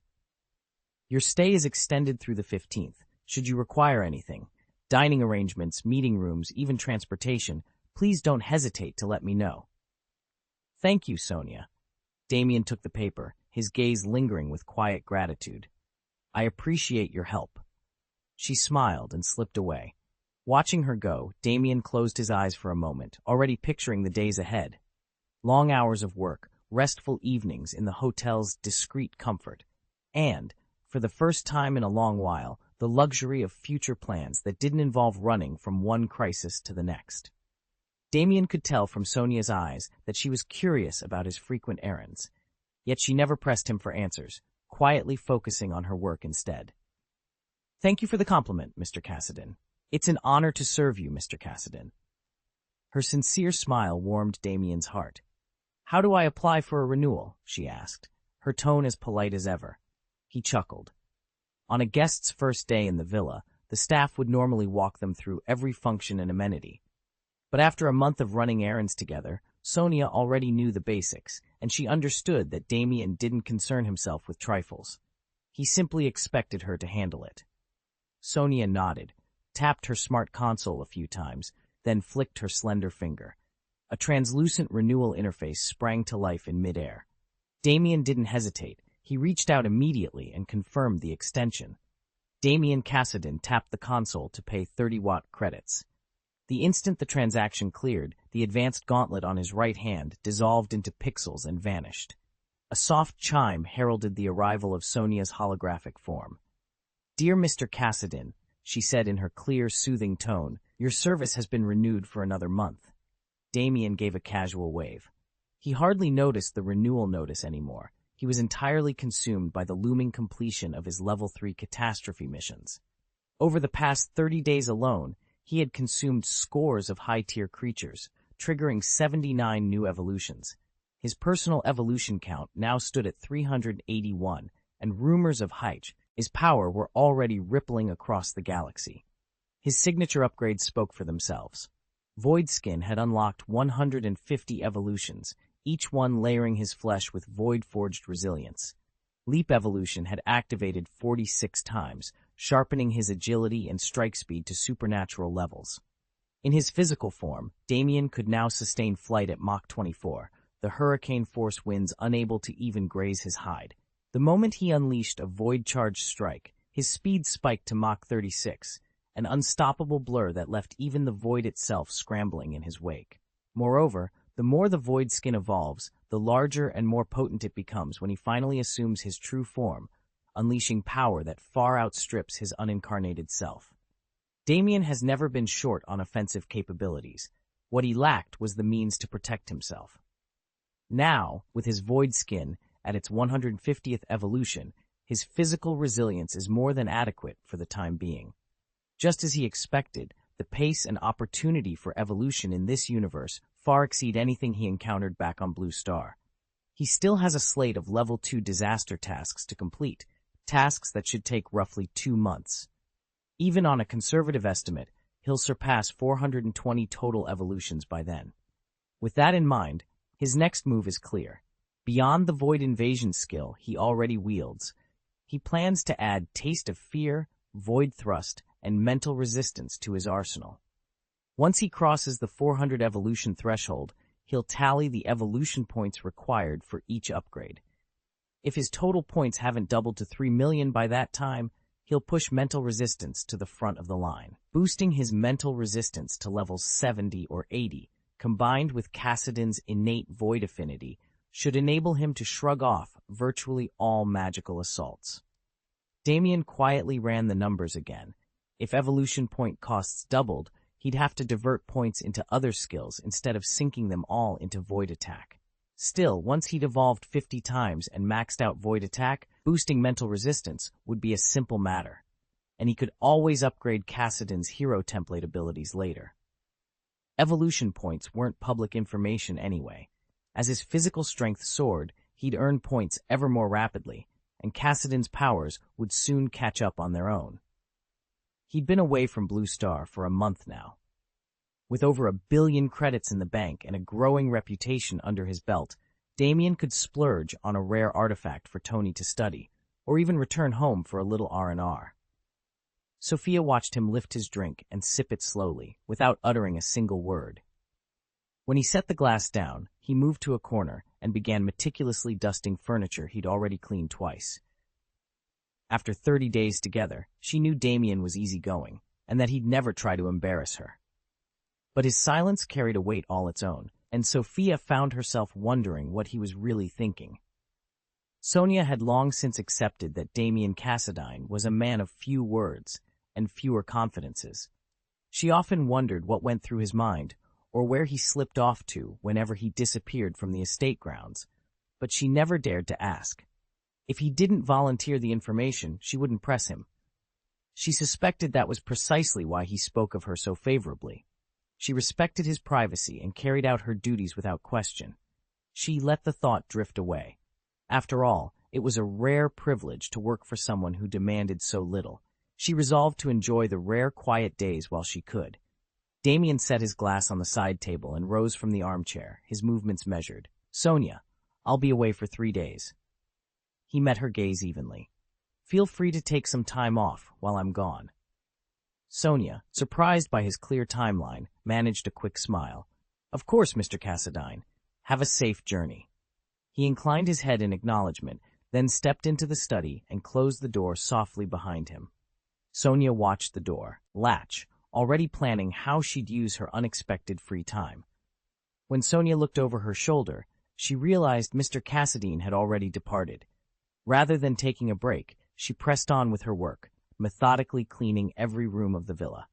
Serving Mr. Cassadine was straightforward enough, but Sonia was determined to fulfill every one of her duties. Chapter 70, Return to Blue Star.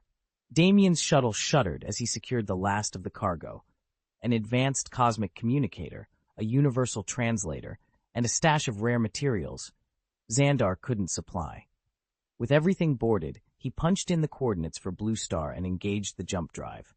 Moments later, his craft pierced a dense star field, so thick and chaotic it might have come straight out of a Death Star's hangar. Damien swept a glance across the glittering Milky Way, locked onto the signature glow of Blue Star, and plunged into sublight. Less than 10 minutes later, after bridging more than 1,000 light-years, he dropped out of the void just above Earth's moon. A final thrust carried him home to his Manhattan estate. He'd been away a month, but nothing felt out of place. The city skyline still sparkled beyond his windows. The scent of humid summer air still drifted through his open balcony door. Inside, he booted up his computer and found a backlog of messages from Tony Stark. Most were lighthearted. Back at the lab yet? Got time for a debrief over drinks? The familiar avatars, with Tony's trademark grin front and center, made Damien smile, but he chose not to reply just yet. First things first. He unclipped the golden alloy plates of his powered armor, let them clatter into their charging cradle, and stepped into the shower. Steam cleansed off months of vacuum dust. Hot water chased away the adrenaline. When he emerged, he threw on fresh clothes, ran a comb through his hair, then tapped out a quick command on his compad. He was calling Tony. Half a world away, in the New York district of Blue Star's Stark Manor, Tony Stark poked at his dinner with a fork. The food was excellent, flawlessly prepared, but he couldn't muster an appetite. His latest research project had stalled at an impossible bottleneck, and every failed test left him more frustrated. As the communicator in his pocket buzzed to life, he glanced down with relief. If anyone could lift his spirits, it was Damien. Tony's armor had just been upgraded to its 25th generation, but without any breakthroughs in materials or research, the new features were more cosmetic than revolutionary. Years ago, when Damien was still at Blue Star, Tony could always ping him for advice. Now that Damien had moved on, Tony had no one to bounce ideas off, until Jarvis spoke up. "Sir, Mr. Damien is requesting a comlink. Shall I connect?" At the mention of Damien's name, Tony felt a rush of relief. "Do it." Jarvis opened the channel, and Damien's face appeared on the holo display. "Tony, I've just returned," Damien said. "I saw your message about half an hour ago." Tony leaned forward, a dozen questions racing through his mind. He swallowed them down and kept it simple. "Good to see you. Are you free to talk now?" Damien's lips quirked into a grin. "If I were too busy to talk, it'd already be midnight," Tony laughed. "But it's only afternoon." Damien nodded. "Exactly. So, got time to catch up?" "Busy at night? Scared Pepper's going to get jealous?" Tony teased, flashing that trademark grin. Damien frowned, a trace of surprise in his voice. "If I'm so busy when the sun goes down, it's because of her." Tony chuckled, shaking his head. Ever since Damien had unveiled his upgraded arc reactor, Stark Industries had leapt back into the black. Pepper, now fully in charge of day-to-day operations, barely broke a sweat. Clients were queuing up to pitch projects, and the board ran itself. Meanwhile, Pepper's own transformation was nothing short of astonishing. Since joining the mysterious Void program, she'd grown stronger, more agile, flexible enough to rival a lifetime of ballet training, which Damien admitted to himself, and to his best friend over a beer, was a double-edged sword. Every evening, Pepper had all the time in the world to encourage him to indulge her whims. Damien was pretty sure that, without the Void's enhancements, she could have literally torn him apart in her enthusiasm. Tony held up a small package. All right, I hear why. Ow. And because I owe you one, I brought you these." He winked, sliding the box across the table. Damien let out a reluctant laugh and accepted the gift. "Thanks, Tony. Just make sure this time it isn't another dancing hologram projector." Tony's grin only widened. "No promises. Is now a good time for me to drop by?" Tony's worried expression melted into a broad grin. Damien gave him a reassuring nod. Absolutely. Come on over. The moment Tony agreed, a swirling violet rift tore open in the air. Damien stepped through, carrying a hefty metal crate under one arm. He set it down with a soft thud. I brought you something. With a practiced flick, Damien lifted the lid. Inside lay several sleek devices and a handful of small glowing vials. Cosmic translators, interstellar communicators, and samples of some of the rarest materials in the universe. Tony leaned forward, eyes alight. A cosmic translator? Can it really handle every language? Damien shrugged, a confident smile tugging at his lips. That's the idea. On Blue Star, our best translators rely on Google at best, useful for getting the rough meaning, but never precise. If these work as promised, they're priceless. Damien strode into Stark Manor without ceremony, dropping a heavy case on the coffee table. I haven't had time to catalog every language this thing can handle, he said, his tone brusque. But whatever tongue you don't know, it'll translate straight into one you do. Tony looked up, intrigued. Damien opened the case to reveal a sleek bracelet, a transparent data plate, strange mineral samples, and several thick volumes covered in indecipherable script. Tony's brow furrowed at the unfamiliar symbols. Which one actually does the translating? Tony asked, leaning forward. The bracelet, Damien replied, a hint of satisfaction in his voice. Just snap it on your wrist. It recognizes your native language automatically. Tony's face lit up. As a scientist, the chance to tap into alien texts was the ultimate thrill. He fastened the device around his wrist and felt a gentle pulse of energy.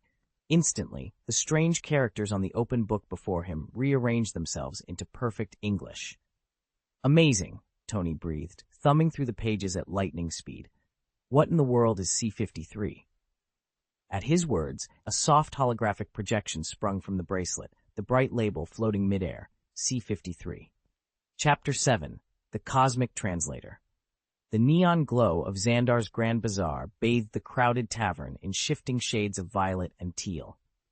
Aliens of every shape and size clustered at the bar, their laughter and muttered negotiations weaving through the smoky air. Damien leaned against the polished Durasteel counter, swirling a glass of luminescent Blue Star brandy, and spared a wry look for Tony.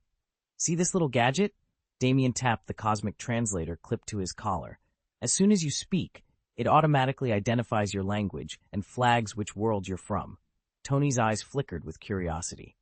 You're telling me, no matter where I go, people can instantly tell I'm Terran? Damien chuckled. Terran, Betelgeusian, Xandarian, you name it.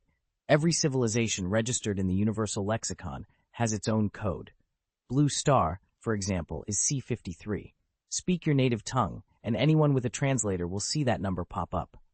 That's inconvenient, Tony admitted, scanning the crowd. So there's no way to hide your origin? There's a loophole, Damien explained, leaning closer. The translator only tags the source of the language, not your actual birthplace. If you master an entirely different dialect, it'll credit that world instead. Speak Sertulan, let's say, and people will think you're from Sertula Prime. Tony rubbed his chin. Clever. But everyone who's plugged into these translators could still determine your planet the moment you open your mouth. True, Damien agreed, taking a measured sip. Then again, I'm not too worried. Rumors about a mysterious operative from Blue Star have been swirling across 3 quadrants for months now. My origin's practically open record. Tony grinned. Fair point. Well, C-53 or no, you're the best tracker I've ever met. Damien offered a modest shrug. In a universe where every word carried a planetary signature, he'd long ago learned that it wasn't the home you came from, it was the mark you left on everyone you met that truly mattered. Chapter 71, Lucky Blue Star. So the universe's security really is that tight?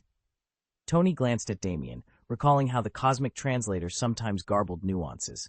On worlds governed by the great empires, public safety is excellent. Their patrols, their planetary shields, even their investigative bureaus, it all runs smoothly. And everywhere else? Damien pressed. Tony shook his head. Beyond those imperial borders, it's far more chaotic than you imagine. There are trillions of worlds, some far more advanced than Blue Star, others barely scraping by.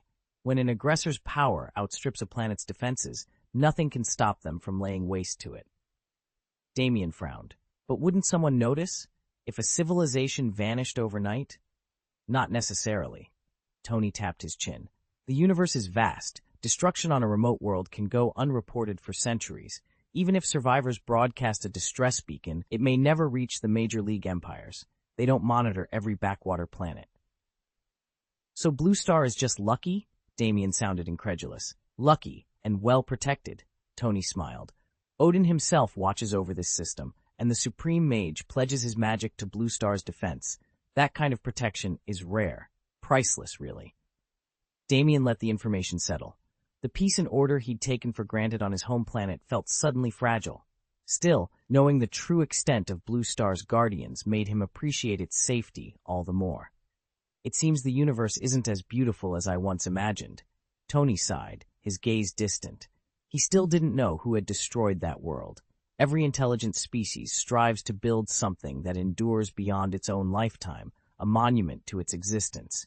Yet in the vastness of space, an entire planet can be erased without a single witness. The thought was crushing. Whether the universe is beautiful or not, he said slowly, depends on its strength, its ability to protect itself, and even the worlds within it.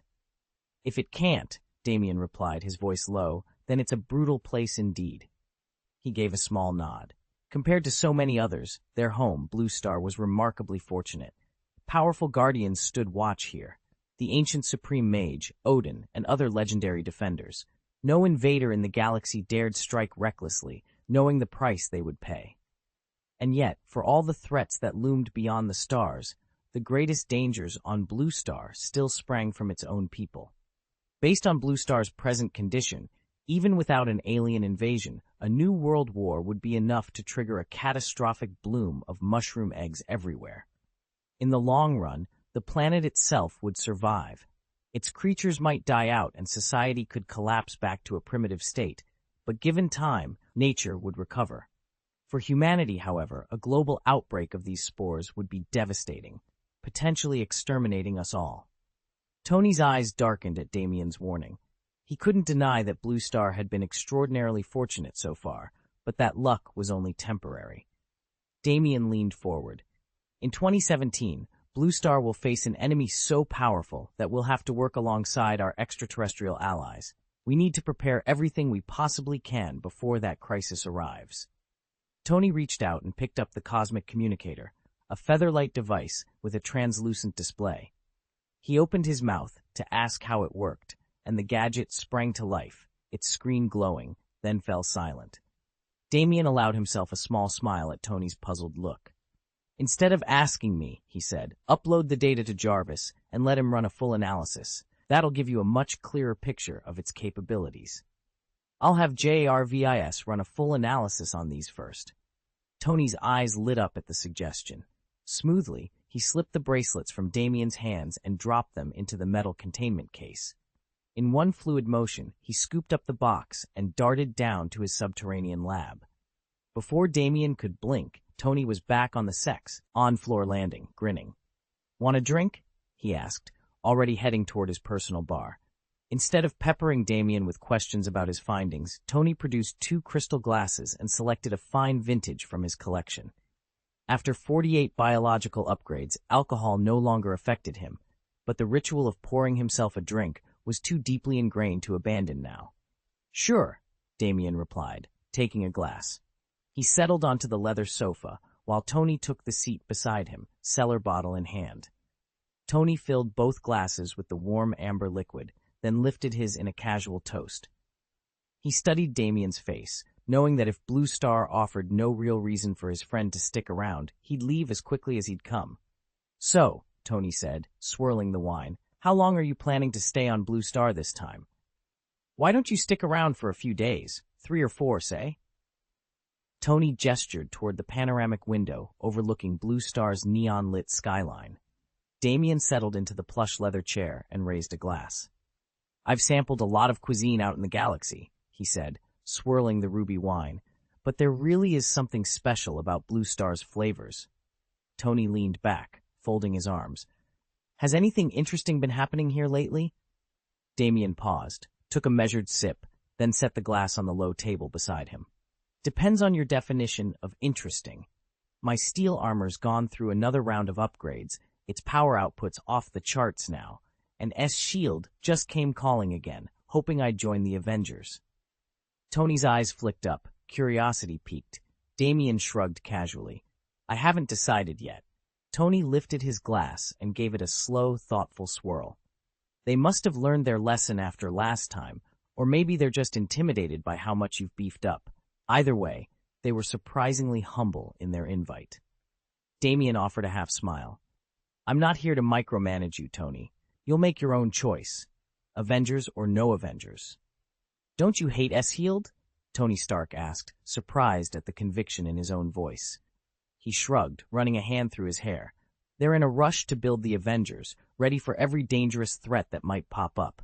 But their arrogance, well, it's always rubbed me the wrong way. Frankly, even if those agents are bouncing around the galaxy, they can't stop me from doing what I want. Across the table, Damien met his gaze coolly. Then let them buzz around. As long as they leave me alone, I could not care less. Solitude has its perks. He paused, eyes drifting toward the viewport where Blue Star's cerulean ocean shimmered against its emerald continents. Still, I might have to get involved, for the planet's sake. Tony's expression softened. For Damien, Blue Star was merely an exotic stop on his travels. For Tony, it was home, his responsibility. All right, he said, leaning forward. Just remember, not every agent answers to the big S.H.I.E.L.D. machine. You'll have to pick your allies wisely. Damien considered that, nodding once. This wasn't the Tony Stark he remembered, but it was a version who knew what he was talking about. And when Blue Star's future was on the line, that was more than enough. Damien had ventured into the void, and he hadn't come back empty-handed. He returned bearing a functional cosmic translator and samples of exotic interdimensional materials. With these breakthroughs, Tony's technology would soon leap forward. But Damien warned him against overcommitting to S.H.I.E.L.D. Too deep an alliance, and Hydra might exploit it. The most I can do is provide funding and moral support, Damien said plainly. But none of my own tech is going anywhere near their hands. Tony Stark fell silent for a moment, then looked up with sudden clarity. Damien dropped the diplomatic tone. There's a mole inside S.H.I.E.L.D., he admitted. Tony didn't yet know the traitor's identity or loyalties, but the revelation made it clear that even Nick Fury's agency wasn't vulnerable. Just keep that in mind, Damien advised. From now on, you do whatever you think is best. Tony nodded. Damien allowed himself a small, confident smile. Thanks for your trust, and for all the support and votes you've sent my way this month. I also want to extend my gratitude to Fengwu Chengfeng for the generous reward. The new gear will hit the shelves soon, and we're rolling out at least 6,000 updates every day. Just you wait and see. Chapter 72. What does it do? I'll think about it. Tony fell into a pensive silence after Damien's suggestion. Joining S.H.I.E.L.D. would give him access to resources far beyond his own means, and that could make all the difference for Blue Star. On his own, he could protect only himself and a few close allies. To shield an entire planet, he needed others to grow stronger too. But he had to be cautious. Handing over his cutting-edge tech to an organization riddled with insiders carried risks. In the wrong hands, his work could do more harm than good. Damien studied him for a moment, then nodded. I'm going to take a few days off, rest and recover. After that, I'll head back to the universe. Tony glanced up. What about the research materials? Don't stop there, Damien said. Look into cosmic translators and interstellar communicators, too. Those technologies will prove invaluable. Tony gave a curt nod. Damien drained his glass in one smooth motion, set it down, and slipped out of the lab without another word. Once the door closed behind him, Tony moved through the room with swift efficiency. He gathered every uneaten snack and discarded plate, then activated the shredder, leaving no evidence of their meeting. With the residue gone, he stepped into the underground workshop, sealing the heavy door behind him. Under the soft hum of fluorescent lights, monitors flickered to life. Tony slid on his magnifier goggles, picked up his stylus, and dove into his designs. Calculations filled the screens, welding plasma danced in the crucible, and the night slowly bled into morning. Down here, in the glow of his lab, every second brought him closer to the breakthroughs Damien had asked for, and to whatever lay ahead for both S.H.I.E.L.D. and Blue Star. Damien had also learned about the principles behind the cosmic translator and the cosmic communicator. If he could reverse engineer and isolate their core technologies, not only would the responsiveness and maneuverability of the steel armor improve dramatically, but Blue Star would gain an incredibly versatile tool, with applications ranging from deep space exploration to everyday industry. If all went according to plan, this breakthrough could finally allow Blue Star to establish formal contact with other worlds across the galaxy. Harvey's offhand reference to several mighty interstellar empires, though he offered no details, left no doubt that civilizations far more advanced than Blue Star already thrived in the cosmos. In comparison, Blue Star's own technology seemed primitive. Damien's single-minded ambition now burned brighter than ever. He would invent, innovate, and close that gap. He envisioned a future in which Blue Star could not only tap into the universe's vast network of worlds, but also stand on its own as a formidable power. No longer would his home planet risk being forgotten or wiped out without a trace. Under his guidance, Blue Star would secure a lasting foothold among the stars. Damien Cassidon stepped into his suite on Xandar Star, kicked off his boots, and made himself comfortable. He ordered some takeout and booted up a game he hadn't touched in a month, glad for the chance to unwind. Though Xandar Star's technology far outstripped that of Blue Star, its offerings in food, gaming, and general entertainment trailed behind. There simply weren't the same rich flavors or game titles here, and after too long, he always found himself craving a taste of home. His recent 3-day detour on Blue Star had been purely for pleasure. No missions, no deadlines, just restless nights sampling Chinatown's finest dumplings and spice-laced noodles. By the time he returned to the stars, he was sated, his energy restored. Now, though, rest was over. If he wanted to evolve, if he wanted to feed on the iron and steel that would make him stronger, there was no room left for idling. Later that morning, in the Celebrity Hotel's private dining room, Sonia caught sight of him emerging in his polished golden armor. Her eyes widened, then softened into a professional smile. "Mr. Casati? Welcome back," she said, voice warm. "I'll have your breakfast ready in just a moment." Damien nodded and pulled out his cosmic communicator, logging into the bounty hunter network. Over the past 3 days, he'd received a few offers, some clients proposing new contracts, others requesting face-to-face meetings, but none came from people he actually knew, so he paid them no mind. Instead, he scrolled straight to the next set of postings. Disaster relief missions. Money no longer drove him. What he wanted were evolution points, earned by vanquishing extraordinary disasters. Cataclysmic beasts, like the rare, colossal insects pulsing with raw life energy, were especially coveted. Other targets took human forms, their own moral codes preventing easy harvests, or appeared as pure elemental phenomena that simply dispersed when destroyed. And Damien had never been one to eat raw energy anyway, so even if he slew those beings, he couldn't absorb their power. If he could, he'd have racked up over 80 evolutions by now. He'd already completed 18 level 3 jobs. Still, even the missions that fell short of his hopes left scraps of reputation in their wake. Tales of his deeds now drifted between the starports of a half-dozen planets, and it was that growing renown that propelled him deeper into the network's list of bounties. Cassidon's voice was low but steady. Now, all you need is to raise your profile a bit more and wait for the perfect moment to start preaching about the void. Sooner or later, someone curious enough will come knocking at your door. When Sonia carried the dishes to the table, she found Cassidon already seated, quietly sipping his tea. Without a second thought, she set about serving him as she always did. Damien, meanwhile, finished his own breakfast in record time and drifted onto the sofa, fingers steepled beneath his chin as he reviewed their next moves. "Mr. Cassidon," Sonia ventured softly, pausing by the couch. She hadn't expected him to linger. He usually disappeared the instant he'd eaten, vanishing before dawn with the first light and returning only after dark. It was unusual to see him so relaxed. The question slipped out before she could stop it. "Don't you have somewhere to be today?" Her heart gave an anxious flutter. She worried she'd overstepped. He rarely invited anything resembling small talk. Cassidon set his cup down and offered her a faint smile. "I do have things to attend, but there's no rush today," he replied evenly. At that, Damien lifted his head and gave Sonia a brief, appraising glance.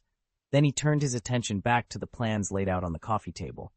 "We've cleared every level 3 disaster task," he said in a matter-of-fact tone. "Now it's just the level 2 assignments left. The tasks before us have been simplified, but easier doesn't mean effortless. We still need to decide which steps to tackle first for the greatest efficiency." Sonia glanced across the table at Damien Cassadine, noticing the familiar furrow in his brow. "Mr. Cassadine," she said gently, "you've been deep in thought lately. Is something on your mind?"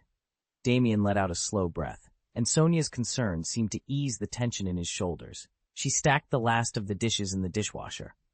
"It's not exactly a worry," he replied. "Every move I make is part of the plan." Sonia paused, surprised by how much Damien was sharing today. Unprompted, he continued, "You know, it's true that I've been fortunate. Wealth takes care of many problems.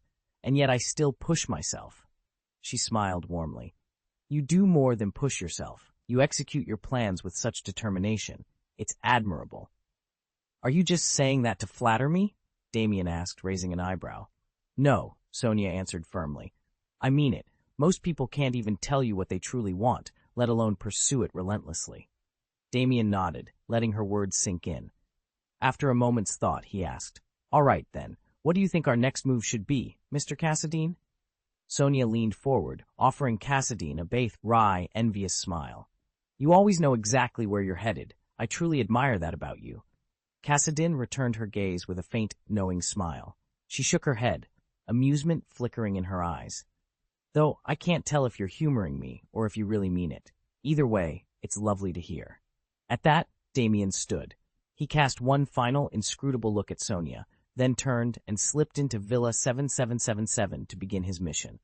Sonia watched the heavy doors close behind him, her curiosity mounting.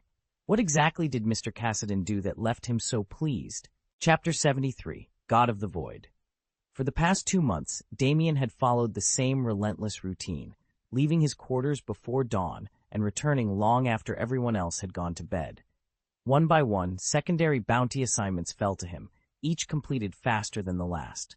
Rumors spread across half the galaxy: a lone hunter, a shadow in the dark, a force beyond mortal reckoning. His chosen alias, Cassadine, the God of the Void, echoed on every colony and station. Disaster bounties were the toughest of all. Rogue AI outbreaks, bioengineered beasts gone mad, collapsing ecosystems. These were problems no planetary government could solve on its own. Whoever tamed such catastrophes earned near-mythic status. And with every encounter, Damien's legend grew. He was no longer just a bounty hunter. He was a savior, an avenger, a deity to the helpless. Aboard the patrol frigate First Hand, Commander Yondu glared at his datapad. He'd been scanning the master list of active bounties for the 100th time that day, looking for any change. Then he saw it. The last remaining Level 2 disaster mission, once the crown jewel of the list, now bore the name Cassadine. "He did it," Yondu hissed, slamming his fist on the console. "The final Level 2 disaster bounty. Gone! And of course it's him, Cassadine."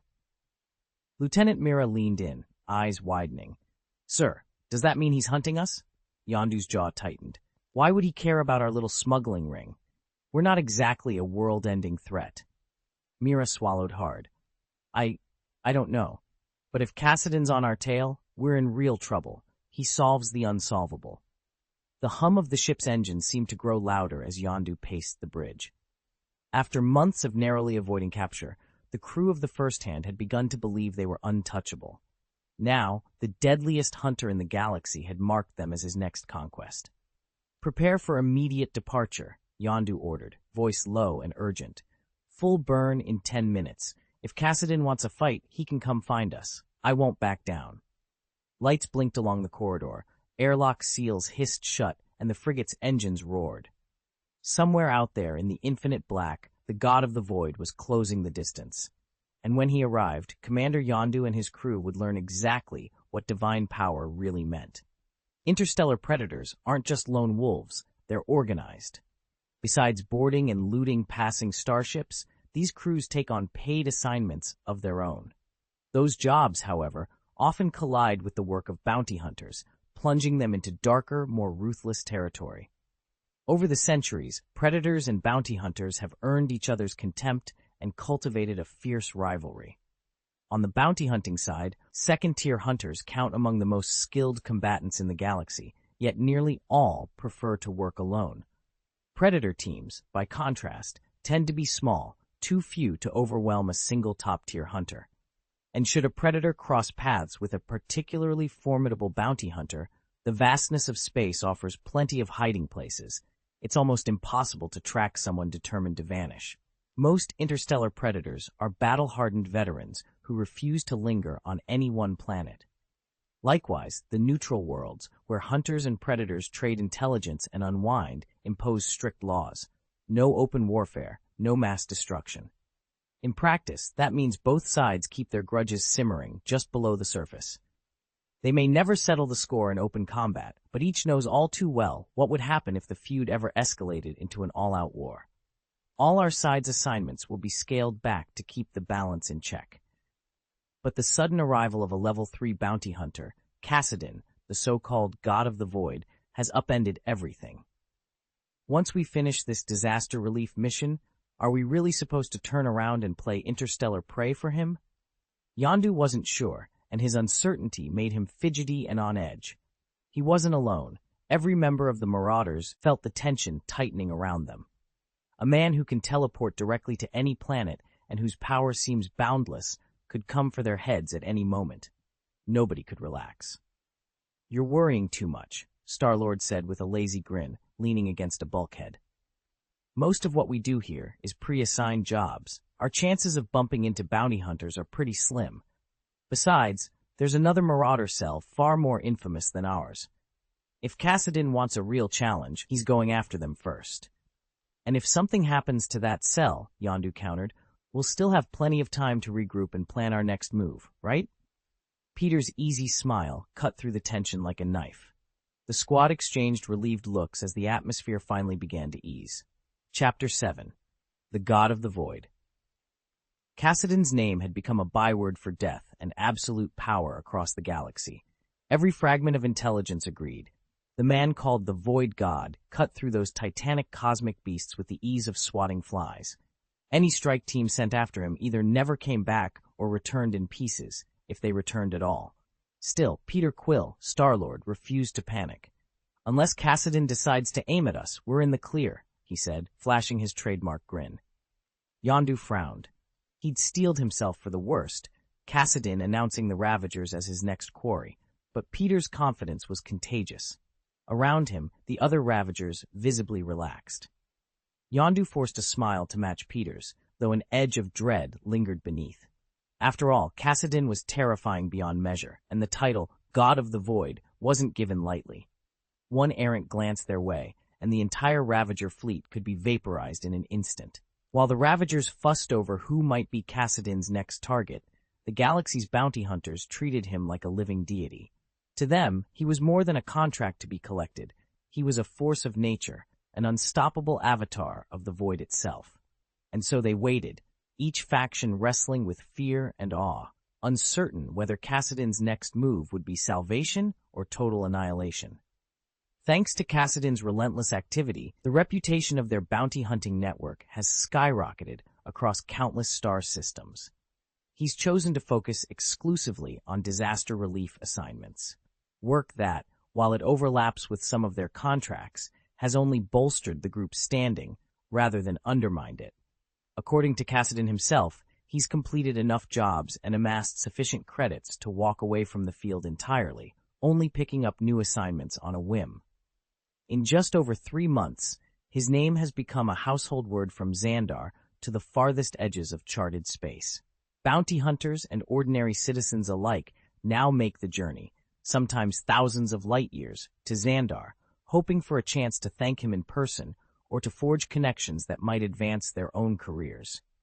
Some come to express gratitude for having their world saved. Others arrive determined to hitch their fortunes to his legend. Today, Kassadin's reputation alone is enough to intimidate rival hunters. Yet despite the galaxy's fascination, nobody knows where he actually calls home. Damien peered out from his post at the city gate, scanning the ragged crew filing in before him. They were bounty hunters, every one of them. Orange, violet, mottled green skin, armor patched together from a half-dozen worlds. As they completed their registration, fragments of conversation drifted down the corridor. "Do you really think we'll meet him?" one hunter asked. "Xandar's enormous," another grumbled. "It's not exactly a city of two streets. Spotting Cassidon in the flesh could take centuries." "You want answers?" a third replied, sounding confident.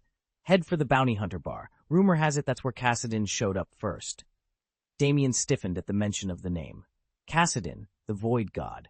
It had taken centuries for the core worlds to banish his cultists, yet whispers still circulated that he'd resurfaced on Xandar.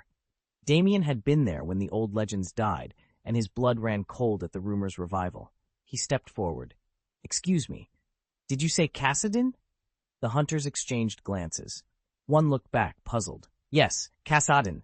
Are you not familiar with him?" Damien folded his arms. "The void god Cassidon? Surely you can't mean you've never heard of him." The tallest bounty hunter grunted and pulled a slim metallic device from his belt, a cosmic communicator. A hologram flickered above its surface, displaying fractured star maps and flickering intelligence logs. "Our sources all point to Cassidon living here on Xandar." "So your data says," Damien replied evenly, "but doesn't match my own briefing." "Then your briefing is out of date," the hunter snapped. "Everything we've read suggests he made his first Xandarian appearance at the bounty hunter bar last cycle." Damien felt a flicker of doubt, but he kept his tone level. "That bar is a den of liars and bravos. No credible records ever showed him there." Another hunter rolled his eyes. "Have you even left this gate guard? We've crawled through half a dozen wormholes to follow this lead, vomited twice in the process." "Maybe you bought bad intel," Damien suggested coolly. The hunters bristled. "Please, Cassidon would be worth any risk. We didn't cross the void for fake news." Damien met their gazes. On one side of the gate stood the city's official order, on the other, the promise of a dark god's return. He took a breath. "All right," he said. "If you want to chase shadows, the bounty hunter bar is open to you, but don't come crying back to me when you find nothing but empty chairs." They stepped aside, grumbling, as Damien returned to his post. Whether Cassidon was real or a cosmic myth, one thing was certain: Xandar wouldn't stay quiet about it for long. "Are you seriously telling me this might all be fake news?" one of the bounty hunters asked, eyebrows shooting up. The other four hunters exchanged excited looks and leaned in. "Come on, spill it," another urged. "Tell us everything you know about Cassidon, the god of the void." Damien noticed the reverence in their voices whenever they spoke that title. Even though he didn't truly believe the rumors, he fished a pack of cigarettes from his pocket and passed them around with a wry smile. "Appreciate the tip," he said, lighting one for himself. "Thanks to Shanju for the lead, to the Supreme Beast King for the reward, to Silver Fox for sparing my Lisu, and to Jean Dancing Cat for the intel. I owe you all one." Chapter 74, Next Plan. "Since you're reasonable, I'll fill you in," Damien said, offering the lit cigarette around the circle. One by one, the bounty hunters inhaled, their eyes fixed on him as he began to recount the legend of the god of the void. He leaned back against the alley wall and exhaled a stream of smoke. "Nobody really knows what he looks like. All we have are the stories of how he operates." He paused, letting that sink in. In just over 3 months on the bounty circuit, he's gone from rookie to living myth. His name echoes on every habitable world in the galaxy.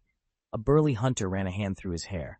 "That's why we've gathered here. If we can make contact, establish some kind of alliance, the payoff could be astronomical." Damien stamped out his cigarette. "Good, I'm done here. Next stop, the bounty bar. We'll see if the rumors hold up."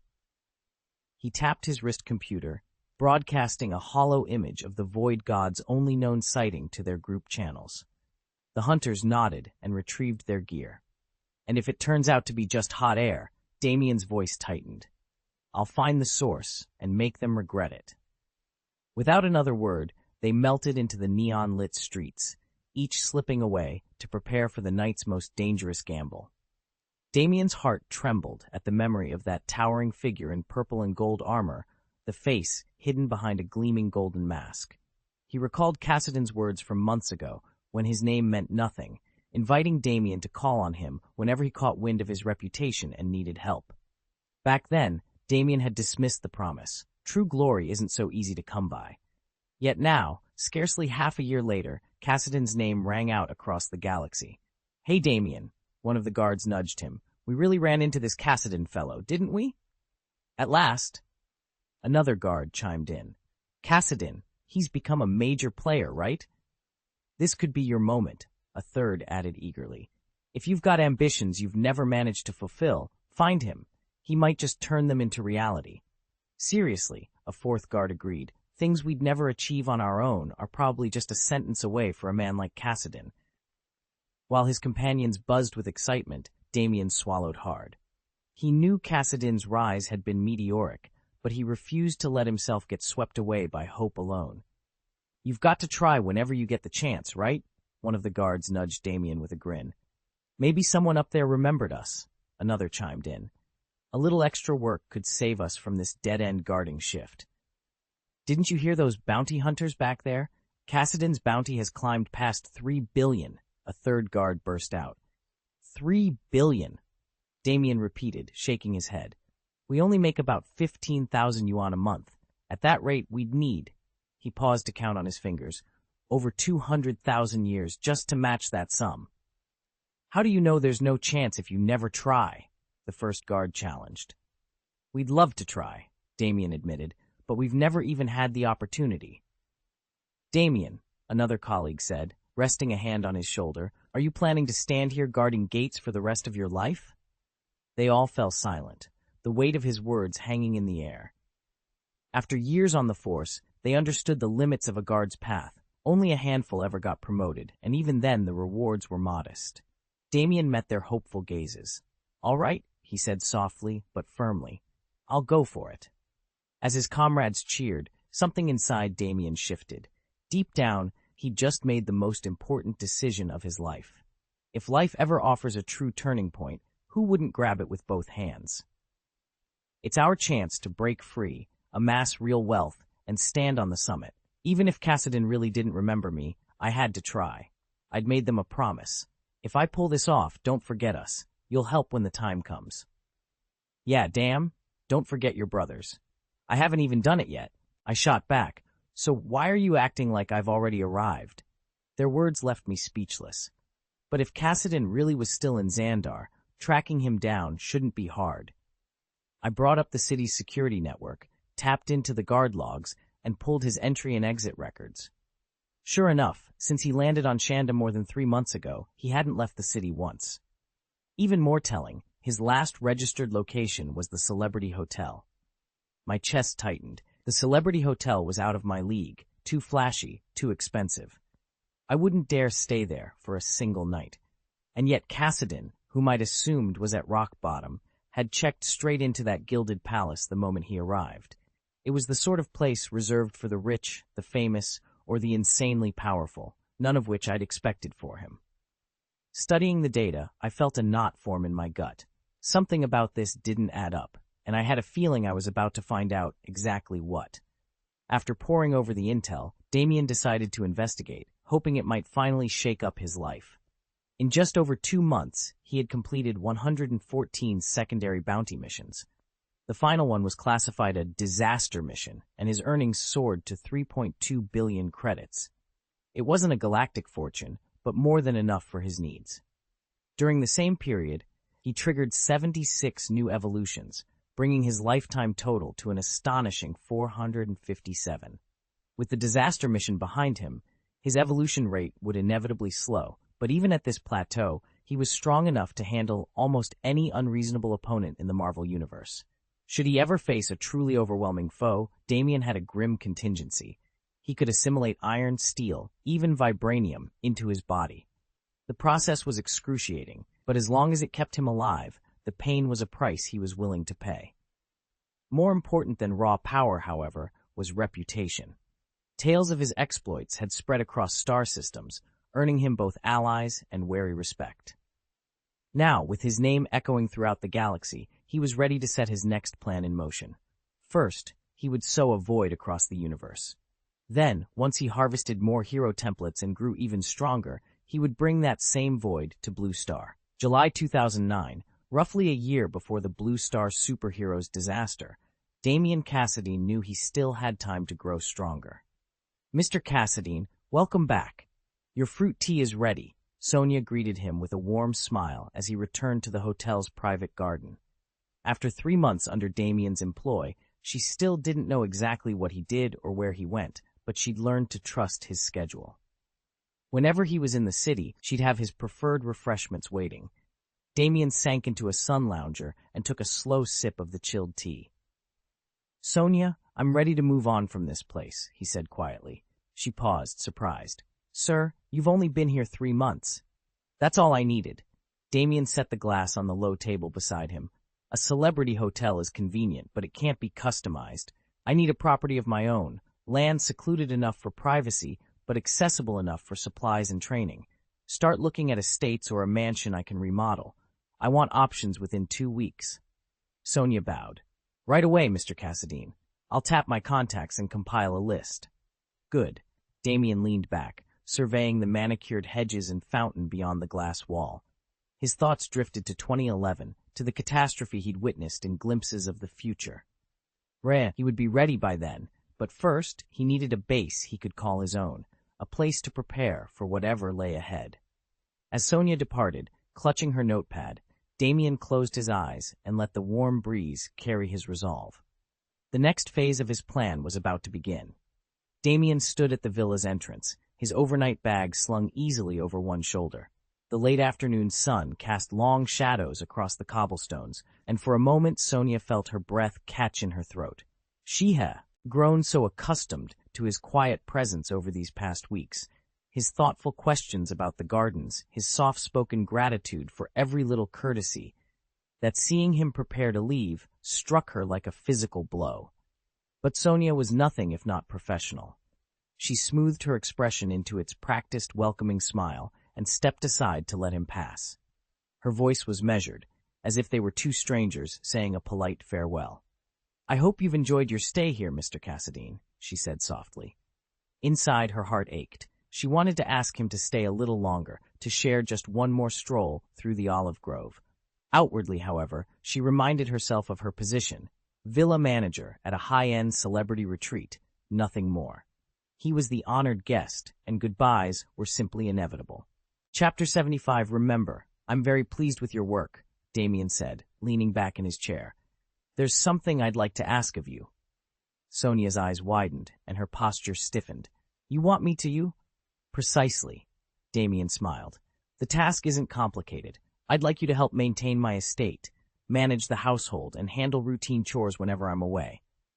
She hesitated, measuring his expression. Over the past few months, Sonia had rarely pried into his affairs. He alone determined how much to reveal.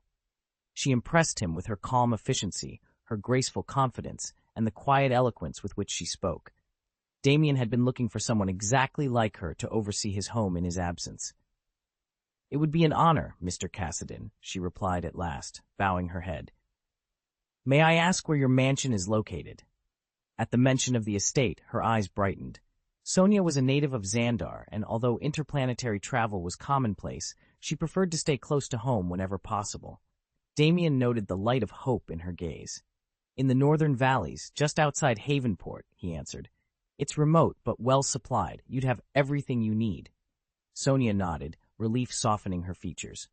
"Thank you, Mr. Cassadine. I won't let you down." Damien gave a curt nod. He'd extended his invitation, and now he would see if she was as capable as he believed. "I intend to build a residence on Xandar," Damien began, his voice steady. "That way, you'll never have to worry about being away from home. The work might be a bit demanding, but at least you won't spend your days smiling politely while harboring grudges. You won't have to play the part of a social diplomat, enduring endless small talk." He paused to let the offer sink in. Damien knew that if Sonia believed in the promise of a stable, peaceful life, and the prestige that came with it, she'd accept his proposal without hesitation. He hadn't yet mentioned the deeper responsibilities of serving the void. For now, he simply needed to gauge her true intentions. Sonia considered his words for a moment, then inclined her head gracefully. "If that's the case, Mr. Cassadine, I would be honored to work for you." Damien allowed himself a small, pleased smile. As his first hand-picked aide, Sonia's prompt acceptance was more encouraging than he dared to hope. Damien stiffened. You're telling me I agreed to this without even knowing the salary? Sonia gave him a faint, amused smile. You really think Mr. Cassadine would invite you on a whim? He's the type to weigh every possible outcome before making a decision. She leaned back in her chair, folding her hands in her lap. And between you and me, Cassadine isn't exactly stingy. If he's reached out, you can be sure he's got a plan and the resources to back it up. Damien hesitated, a little dazzled by her casual confidence. He ran a hand through his hair. I'm not fussy about money, he said. Right now I'm earning 30,000 yuan a month. With my year-end bonus, it averages out to about 436,000 yuan a year. Sonia's eyebrows rose slightly. That's not bad at all, she observed. But if you're working for Cassadine, I'd bet he'll top that. He offered her a half-smile. That's what I'm banking on. Sonia nodded. Then it looks like we're both in agreement. Cassadine made an offer worth considering, and if he keeps his word, I can't imagine why you'd want to turn him down. Damien paused, then squared his shoulders. All right, let's see what he has in mind. She stood, extending her hand. Welcome aboard, Damien. I think you'll find life at Cassadine Enterprises interesting. He shook her hand and braced himself for whatever came next. Sonia leaned back, meeting Damien's steady gaze. If Cassadine is willing to match this salary, I'll accept your offer. She spoke casually, but Damien recognized the figure she'd just named was well within his means. In fact, finding a butler of Sonia's caliber and loyalty was worth far more than 500,000 a year. He didn't hesitate. All right, he said. I'll pay you $500,000 annually. Are you satisfied with that? Sonia paused only a moment, then nodded.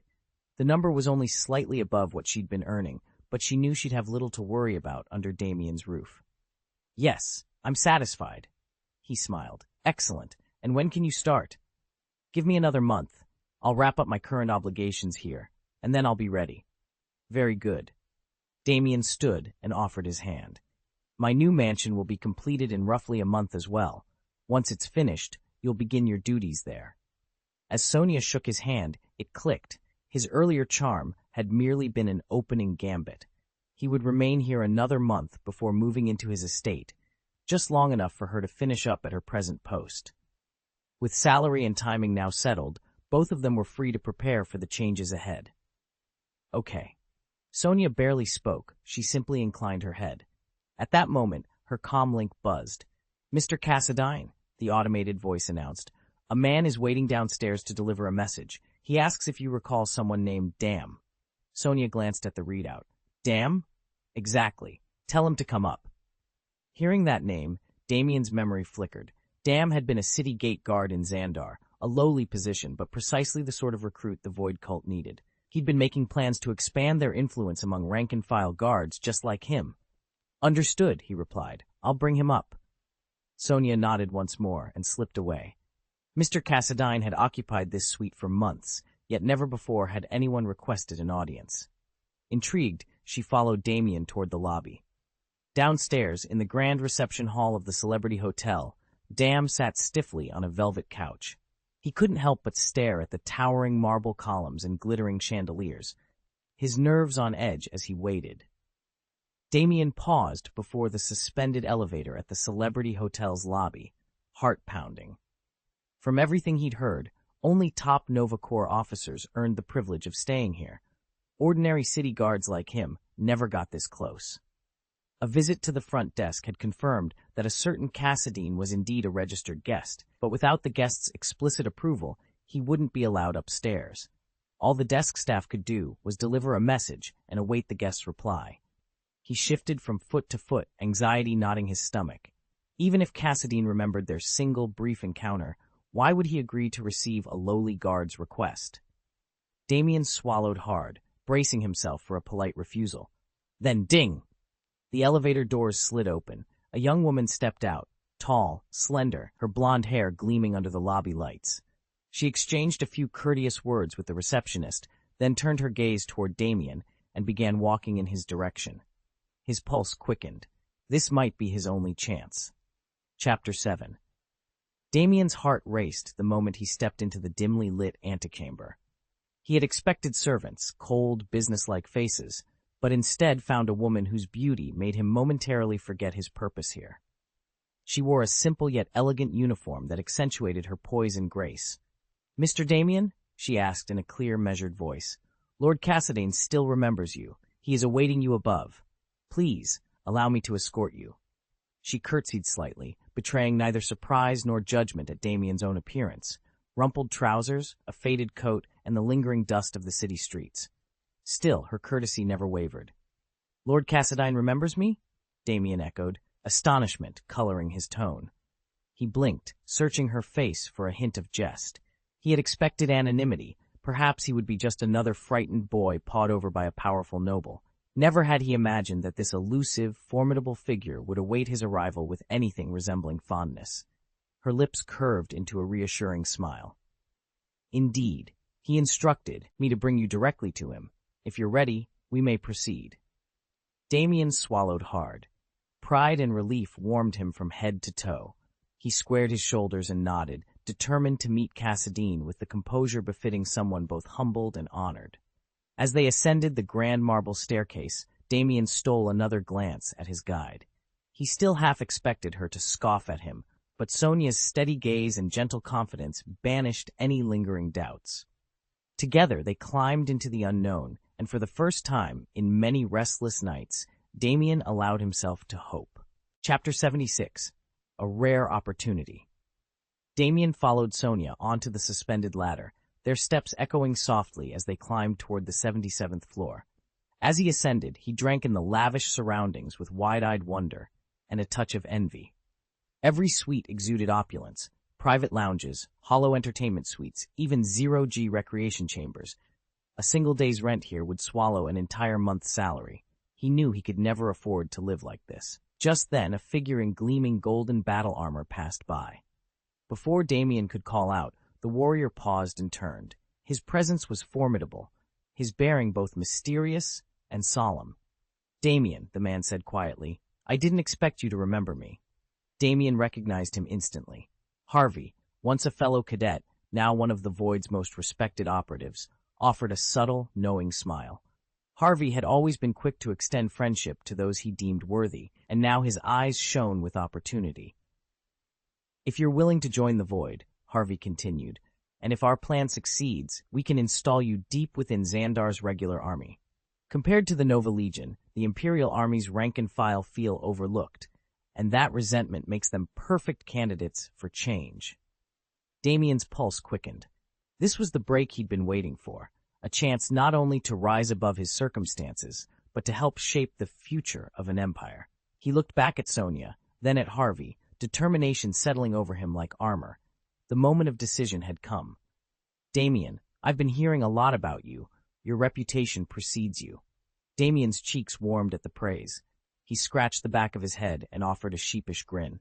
"Well, I suppose it's not all bad. Sometimes I do have a knack for slipping into conversations unannounced, ghostly or otherwise." Cassadine chuckled. "I understand. When we first met, I was a nobody. It's only natural you didn't remember me. But now that you've come by, please, sit. Let's talk." Damien hesitated, then accepted the invitation, settling into the chair opposite Cassadine. Though he nodded, his movements were stiff, far from the calm demeanor he tried to project. He still felt the weight of that first encounter with this mysterious man, whose presence had seemed to fill the room with authority. It had been only a few months, yet Cassadine's aura of power already felt like destiny reclaiming him. Sonia lingered just inside the doorway, her eyes flicking between the two men with curiosity. Reminding herself of her duties, she cleared her throat. "I'll fetch the wine and some refreshments." "Thank you, Sonia," Cassadine replied warmly. As she slipped away, closing the door softly behind her, the two men were left in silence. Damien drew a steadying breath, bracing himself for the conversation that lay ahead. Damien kept his eyes cast downward, his hands twisting nervously in his lap. Across from him, the man he'd called on for help met his anxious expression with a calm, reassuring smile. "Don't be so tense," the man said quietly. "I always keep my promises. The one I made to you still holds, but you get only one wish. Choose carefully." He leaned forward, his voice as smooth as silk. "Do you want enough money to make the whole universe envy you and never have to worry about spending it? A lifespan that defies the limits of your race, lasting hundreds or even thousands of years?" Or, do you want to join the Nova Corps? If that's your wish, I can make the introductions myself. Each option hung in the air, irresistible. Damien's heart pounded so loudly he feared the man would hear it. Then, summoning every ounce of courage, he raised his head and met the stranger's steady gaze. "Please," he said, voice firm despite the tremor he felt inside, "help me join the Nova Corps." A flicker of surprise passed over the man's face. For a long moment neither spoke. Finally he nodded, a slow, almost imperceptible motion. "Very well," he said at last. "We'll make it happen." Damien stepped into Cassidin's private chamber, the Lave Ignore, ish decor whispering of power and privilege. Across a low obsidian table, Cassidin regarded him with a calm, knowing smile. "Of course you've heard of me before coming here today," Cassidin began, his voice steady and assured. "In my name, Cassidin, I've already spoken with the High Command of the Nova Legion.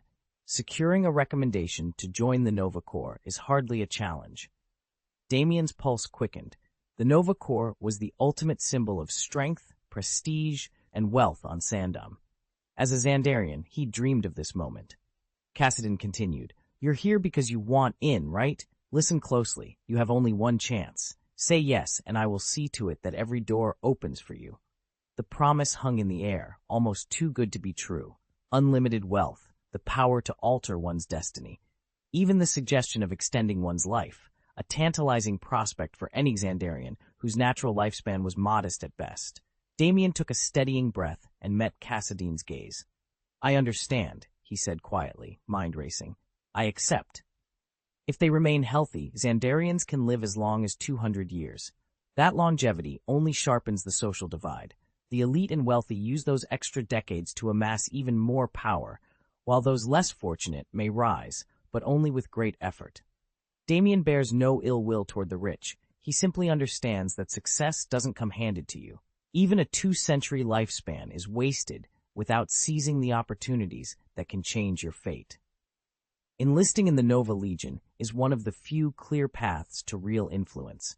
Yet every recruit must begin at the bottom, earning a single star before ever hoping to claim the coveted Nova armor. If luck and valor favor him over 100 years of battle, he could secure battlefield honors that raise both his own station and that of his descendants. Of course, that presupposes he survives the fighting long enough to see it all. Just then, Sonia rolled up on a serving cart laden with glasses and several bottles of wine. Unaware of what Mr. Cassidin and Damien had been discussing, she first poured a glass for Cassidin. "Excuse me, sir," she said with a polite nod, setting the wine before him. "Damien, would you like a drink?" Sonia asked, her eyes sparkling as she met his gaze. He hesitated only a moment before replying, voice low, "Liquor, please." Damien's attention drifted to the 3 bottles Sonia had lined up on the bar. Decades-old vintages, each one carefully aged. He nodded. "That sounds perfect." With a graceful tilt of her head, Sonia lifted a corkscrew and in one smooth motion freed the cork from the oldest bottle. She poured the deep ruby liquid until the glass was 1/3 full, then slid it across the polished countertop. "Here you are." "Thank you," Damien murmured, taking the glass. His eyes followed the curve of her slender fingers as she withdrew. "Any time," she replied with a soft smile. Sonia then stepped back, settling herself a few meters away from the silent figure of Cassidin. Only now did Damien truly take in his surroundings, and the man seated across from him. They stood inside one of the city's most exclusive celebrity hotels, luxury few Nova Corps officers could ever hope to afford. But this night, with fine wine in hand and power on display, Damien understood exactly what drove a man to reach for the top: wealth, strength, and undeniable influence. As long as a man possesses even one of the 3, wealth, power, or influence, he can claim anything he desires and live a life ordinary people can only envy. Galaxy-renowned, Cassidin before him wielded at least 2, staggering fortune and unmatched might. Damien's eyes sharpened. "Mr. Cassidin, tell me, just how potent is this gift you're offering? Can it truly reshape my fate?" Cassidin's gaze flickered toward Sonia for a moment before returning to Damien. His voice was calm, measured. "I can grant you the power to obtain anything your heart desires." Damien noted the slight exchange between them, then inclined his head in gratitude. "I owe my Tai, Hanks to Xianju. Though he's but a mortal driven by greed and lust, his generosity knows no bounds." Chapter 77. It turns out it's not a painting. Sonia had no idea what was happening, but she'd certainly heard every word Mr. Cassidon spoke. His pitch sounded less like serious strategy and more like a high-stakes pyramid scheme. Join him, tap into limitless power, and claim everything you desire. The offer was sumptuous, like presenting someone with the richest cake imaginable, then daring them not to eat it. Sonia, however, managed to keep her expression blank. She said nothing, simply stepping back and letting Cassidon carry the conversation. Damien, by contrast, leaned in, eyes bright with curiosity. He'd heard whispers about Cassidon's growing influence and found himself strangely drawn to it. "So, once I've joined you, could I enlist in the Nova Corps if I wanted to?" he asked, his voice steady. Cassidon smiled, as if this question was all part of his grand plan. "Of course, once you prove your loyalty to the Void, the Nova Corps will open its doors to you." Relief and excitement washed over Damien. That was exactly the path he'd hoped for. According to Cassidon's blueprint, recruits would rise through the Void's ranks and then infiltrate the Nova Corps, bringing back fresh converts. Damien didn't need convincing. His ambition was already kindled. Cassidon's gaze turned calculating. "With the Void's power at your command," he said, "wealth and influence will follow you as naturally as day follows night." A thrill ran through Damien. "So, I'd be able to amass riches on the same scale as yours?" "Potentially more," Cassidon replied, his smile widening. "But first, you must prove yourself worthy." Damien's heart pounded. This wasn't just an offer, it was his chance to shape his own destiny, and he was ready to seize it. "It might not take you long to earn the same fortune I have now, given what you'll soon be capable of," Mr. Cassidon told him. Damien shook his head. He'd managed to rake in over 3 billion yuan in just 3 months as a bounty hunter, but that success owed as much to his own strength as to the Void Walker power he already possessed. His speed, precision, and ruthless efficiency were unmatched. "I doubt anyone could replicate my pace that quickly," he said. "I know exactly how valuable Cassidon's gifts are." He met the Void Walker's gaze. "I want the power that will change my life. Please, grant me this chance." Cassidon's resolve only hardened. He nodded once. "So be it." Damien raised his hand. A coil of violet energy gathered at his fingertips, then surged into his body like liquid light. He felt himself lift off the ground as his skin tightened and smoothed, muscles swelling with newfound strength. In moments, his face took on a younger vigor. His physique grew more defined, every sinew and tendon bristling with power. From the sidelines, Sonia watched in stunned silence. This wasn't a pyramid scheme or a fairy tale promise. It was real. And now, Damien stood reborn as living proof. It had been no more than 10 seconds when Damien opened his eyes, and everything felt different. His vision sharpened, sounds rang with startling clarity, and a low thrum of energy pulsed through his limbs. Outside, a carp leapt from the water. Before he even realized it, Damien sprang after it and rocketed upward with astonishing force. In mid-leap, his head collided with the ceiling in a resounding crack. Sonia stumbled backward, her face blanching as she watched him smash through 6 meters of roofing without effort. Damien dropped to the floor in a shower of plaster, shook the dust from his hair, and gave her a wry grin. "Sonia," he said, voice steady, "make sure you note every beam and shingle. I'll want an exact tally for repairs." "Yes, Mr. Cassidon," she managed, fumbling for her notepad. Inside, her mind raced. If Damien could be gifted this kind of raw power, what might it do for her? A raucous shout drifted up from the courtyard. Ben was yelling again, probably at the security guards. Damien bent his knees and sprang lightly through the broken ceiling, landing outside in a single, flawless tie-in. There was no ache in his joints, no burning sting in his muscles. He straightened, flexed his fingers, and stared at them in disbelief before giving his thigh an experimental pat. The world had just grown a lot bigger, and for the first time in his life, Damien felt he could conquer it. Damien had trained hard for years. His combat skills and fitness rivaled those of legionnaires who fought without Nova armor, but he was still human. He winced when he dropped from 6 meters. There was no superhuman spring in his legs, no miraculous toughness to cushion such a fall. He straightened and faced the figure before him. "Is this all the power you've given me, Mr. Cassidon?" Cassidon's eyes flickered with mild surprise. "This?" He waved a hand as if brushing away a trivial detail. If this meager spark were all I could offer, I wouldn't promise you the world. He took a step closer, his voice dropping to a low promise. What you felt so far is only the beginning. In time, you can wield far greater power. A thrill shot through Damien's chest.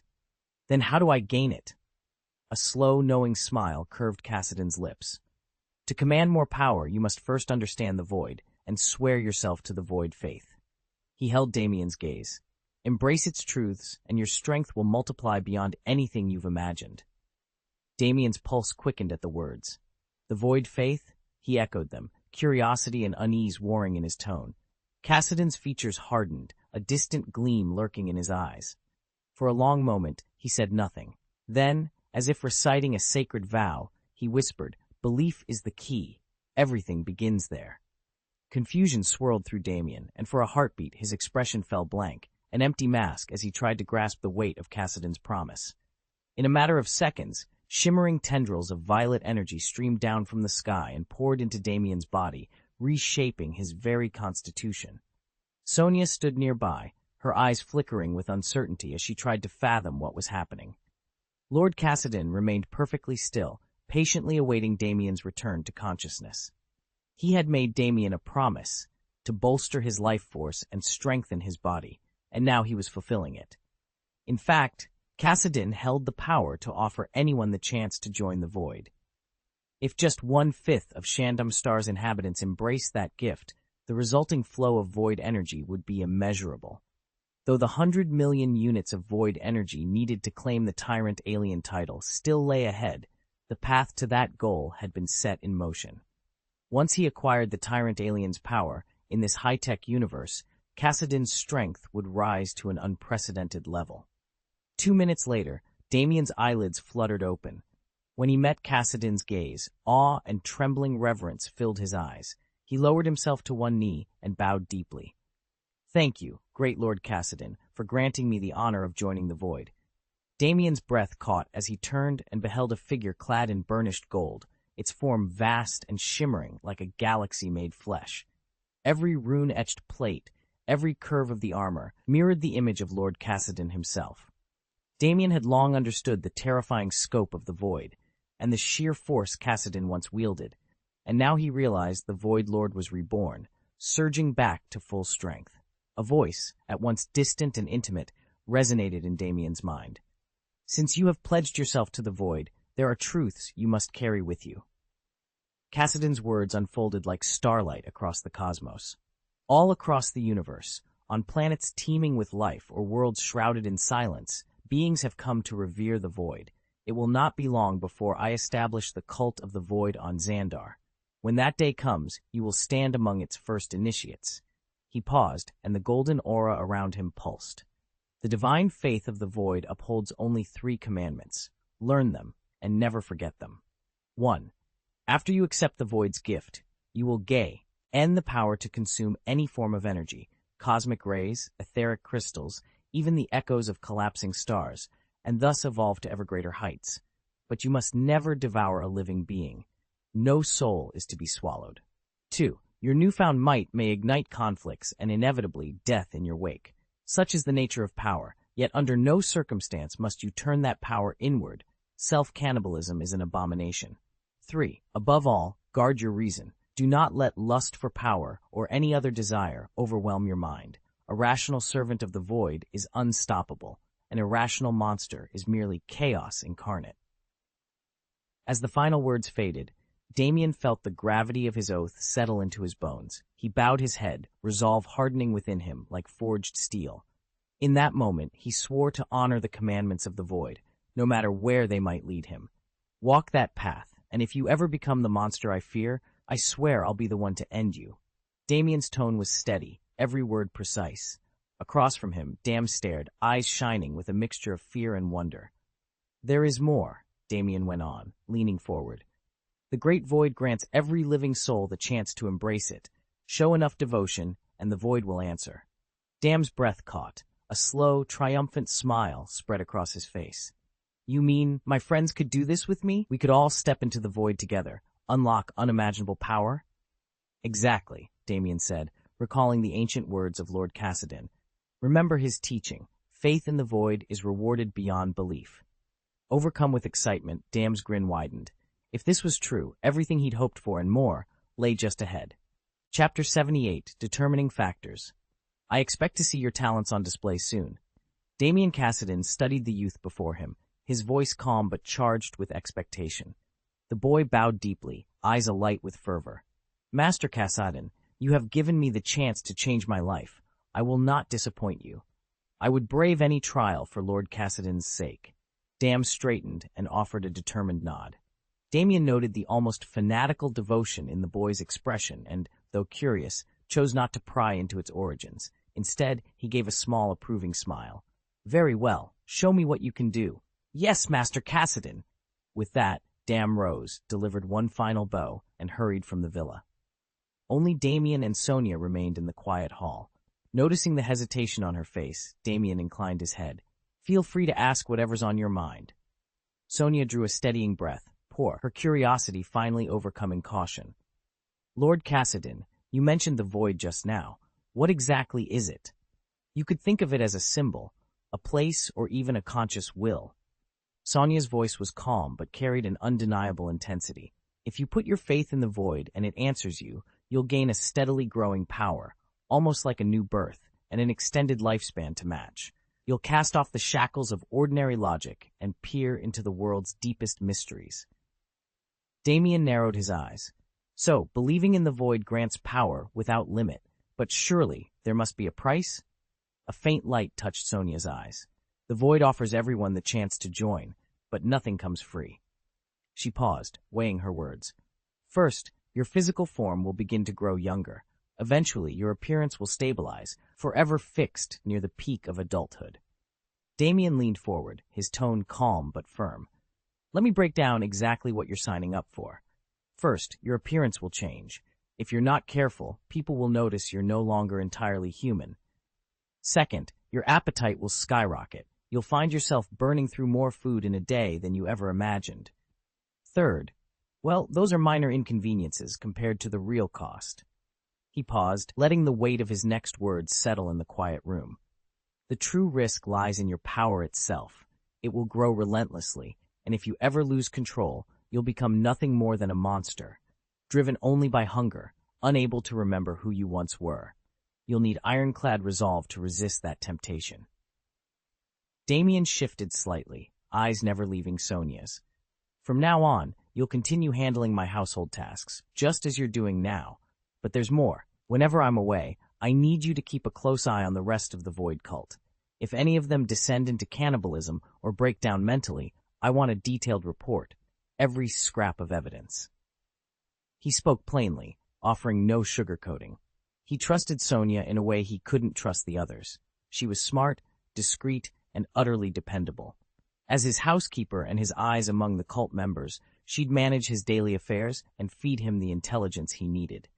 The deeper her understanding of the cult's every move, the better prepared they'd both be for whatever came next. With greater power come greater choices. When you can get whatever you want with ease, life feels simpler, and yet that's often when people lose themselves. Sonia recalled why Mr. Cassidy always emptied the buffet tables in one sitting. It wasn't gluttony so much as insatiable desire. Still, she had her doubts. Damien stood, watching her step out of the celebrity hotel. Aside from a few simple-minded creatures, he said, the wants of most intelligent beings are endless. If something that once felt impossible suddenly becomes effortless, you don't rest. You immediately chase the next thrill. You attempt things you once lacked the strength to face. As your power grows and your knowledge deepens, your behavior, and even your personality, inevitably shifts. That's why it's so vital to hold on to your sanity and maintain your moral boundaries. He paused, letting the warning settle in. Then, looking directly at Sonia, he asked, So why are you still willing to give them power? Sonia stood silent for a long moment, uncertainty flickering across her face. Finally, she opened her mouth, her answer still unformed. As soon as Sonia's words hung in the air, she glanced at Cassidy's towering figure, and recognition flared in her eyes. Yes, I'm one of the many. Damien noticed the change in her expression and leaned forward. If you want to survive in this Marvel world, You must give yourself the power to fear nothing. He paused, choosing his next words carefully. I don't want to face an enemy someday that I can't defeat on my own. Sonia's curiosity deepened. Then, can I embrace the void? Can I join it? Temptation danced in her gaze as she asked, Have you thought this through? Damien let out a steadying breath. Power is what everyone dreams of, but it comes at a price. It will drag you into a realm utterly different from anything you've known. His eyes glinted with determination. With this final argument, he waited, knowing that only Sonia's agreement could free him to entrust her with the dangerous task ahead. Sonia took a steady breath and met Mr. Cassadine's gaze. I've thought it through, she said. This opportunity to change my life is right in front of me. If I hadn't seized it, I'd regret it later. And if I'm going to help you keep an eye on those people, I don't know if I'd have had the courage otherwise. She paused, arching an eyebrow. You were very clear with me, Mr. Cassadine. You wanted me to decide, do I join the void or not? If I agree, I become your butler and handle everything you assign me. If I hesitate, you'll simply pick someone else. Sonia smiled, her youthful features alight with conviction. Being clever is good, but thinking too much can be deadly. Damien listened without interrupting. When Sonia finished, he finally spoke. Understood. I'll remember that.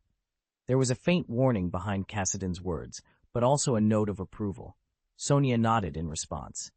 Damien allowed himself a brief, satisfied smile. He had just made the final call on revealing the void's offer to Sonia, the very choice the system had prompted him about 2 months ago. Damien gave a quiet nod, and Sonia closed her eyes. Instantly, the world around her seemed to blur and reassemble itself into something entirely new. Damien watched her in silence, reflecting on how long Sonia had been intrigued by him, his mysterious past, his time spent in the void, even the secrets of his true identity. Yet she had never prodded or pressed him for answers. Instead, she waited patiently until he was ready to share. It was that very respect and her thoughtful restraint that had persuaded Damien to entrust her with the role of his housekeeper on Xandar. Chapter 79, In Your Name.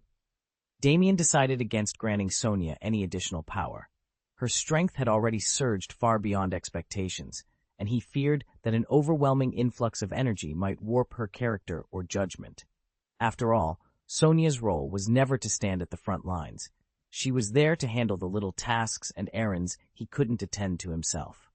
With ample free time on her hands, she could afford to grow at her own pace. There was no need to rush her development. Thank you, Lord Cassadine, for this opportunity, Sonia whispered, her voice trembling with gratitude. A few minutes later, as the initial shock subsided, Sonia's eyes shone with awe. She pressed her hands together in a slight, reverent bow. Only now did she fully grasp why Damien, having pledged himself to the void, held Lord Cassadine in such profound reverence. Before an entity whose presence felt as vast and unfathomable as a galaxy, her own strength seemed infinitesimal. To be touched by such an immense, unknowable force was the highest honor, and the prospect of drawing ever closer to that cosmic power, of one day wielding even a fraction of it, filled her with humble excitement. A resonant voice echoed within her mind. You may continue to call me by my true title. Sonia bowed again, determination lighting her features. Under the watchful gaze of the void, her journey was only just beginning. Then please help me submit the repair estimate, Sonia said. Damien blinked in surprise, but readily agreed. Before tasting the allure of raw power, she'd been content to endure hunger and sharpen her mind. An admirable strategy, though difficult to execute. If Sonia could pull it off, her future accomplishments would be extraordinary. Once you entered the void, strength was never in short supply, and, more importantly, your sanity remained intact. As long as Sonia kept her will firm and her mind clear, her power would only grow stronger with time. Sonia gave a determined nod and headed up to the villa's second floor to calculate the costs of repairing the damage from Mr. Dam's collision. Damien, meanwhile, activated his cosmic communicator to research land purchase regulations on Xandar Star.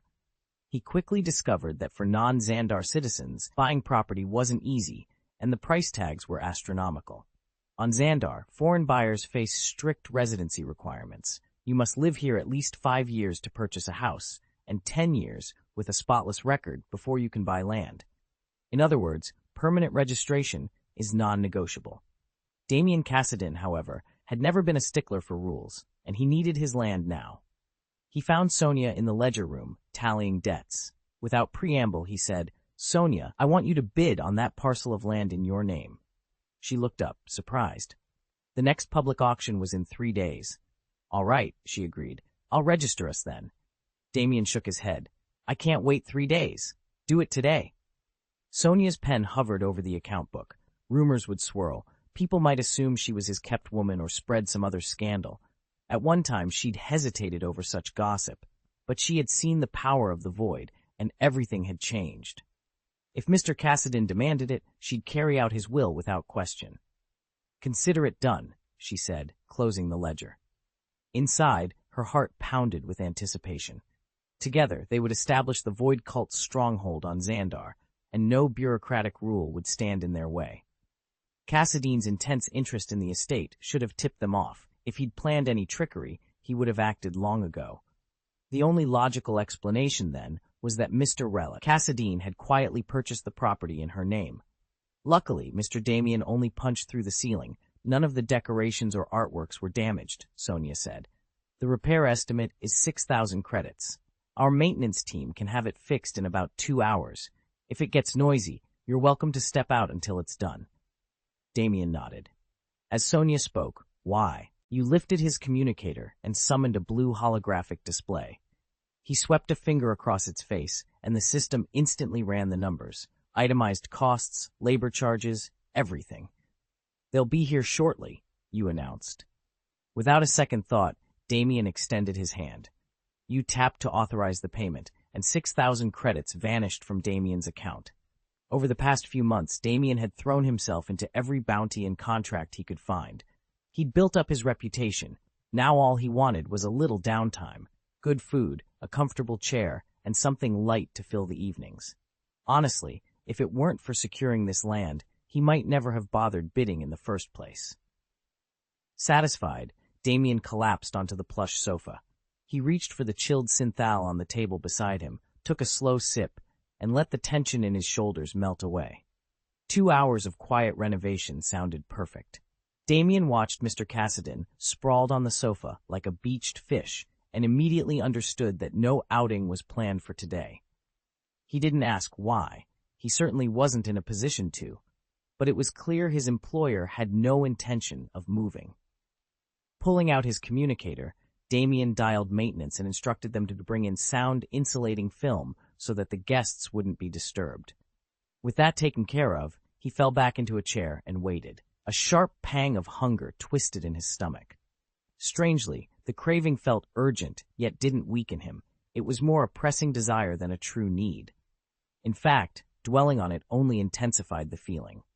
To take his mind off it, Damien began rehearsing his plans for the upcoming auction, just a few days away. He had to choose an outfit that would reflect well on Mr. Cassadin and keep from embarrassing him in front of the other elite attendees. The truth was, Damien still had no clue what Mr. Cassadin's real identity or standing might be. But by the way he carried himself, calm, unhurried, exuding quiet authority, it was obvious he was someone important. As his attendant, Damien knew he couldn't afford any missteps. He would need to look every bit the competent companion if he wanted to uphold the image of the powerful man who lay waiting on the sofa. During a book's launch period, maintaining strong reading momentum is crucial. Follow-up reads are counted as the number of people who finish the newest chapter within 24 hours of its release.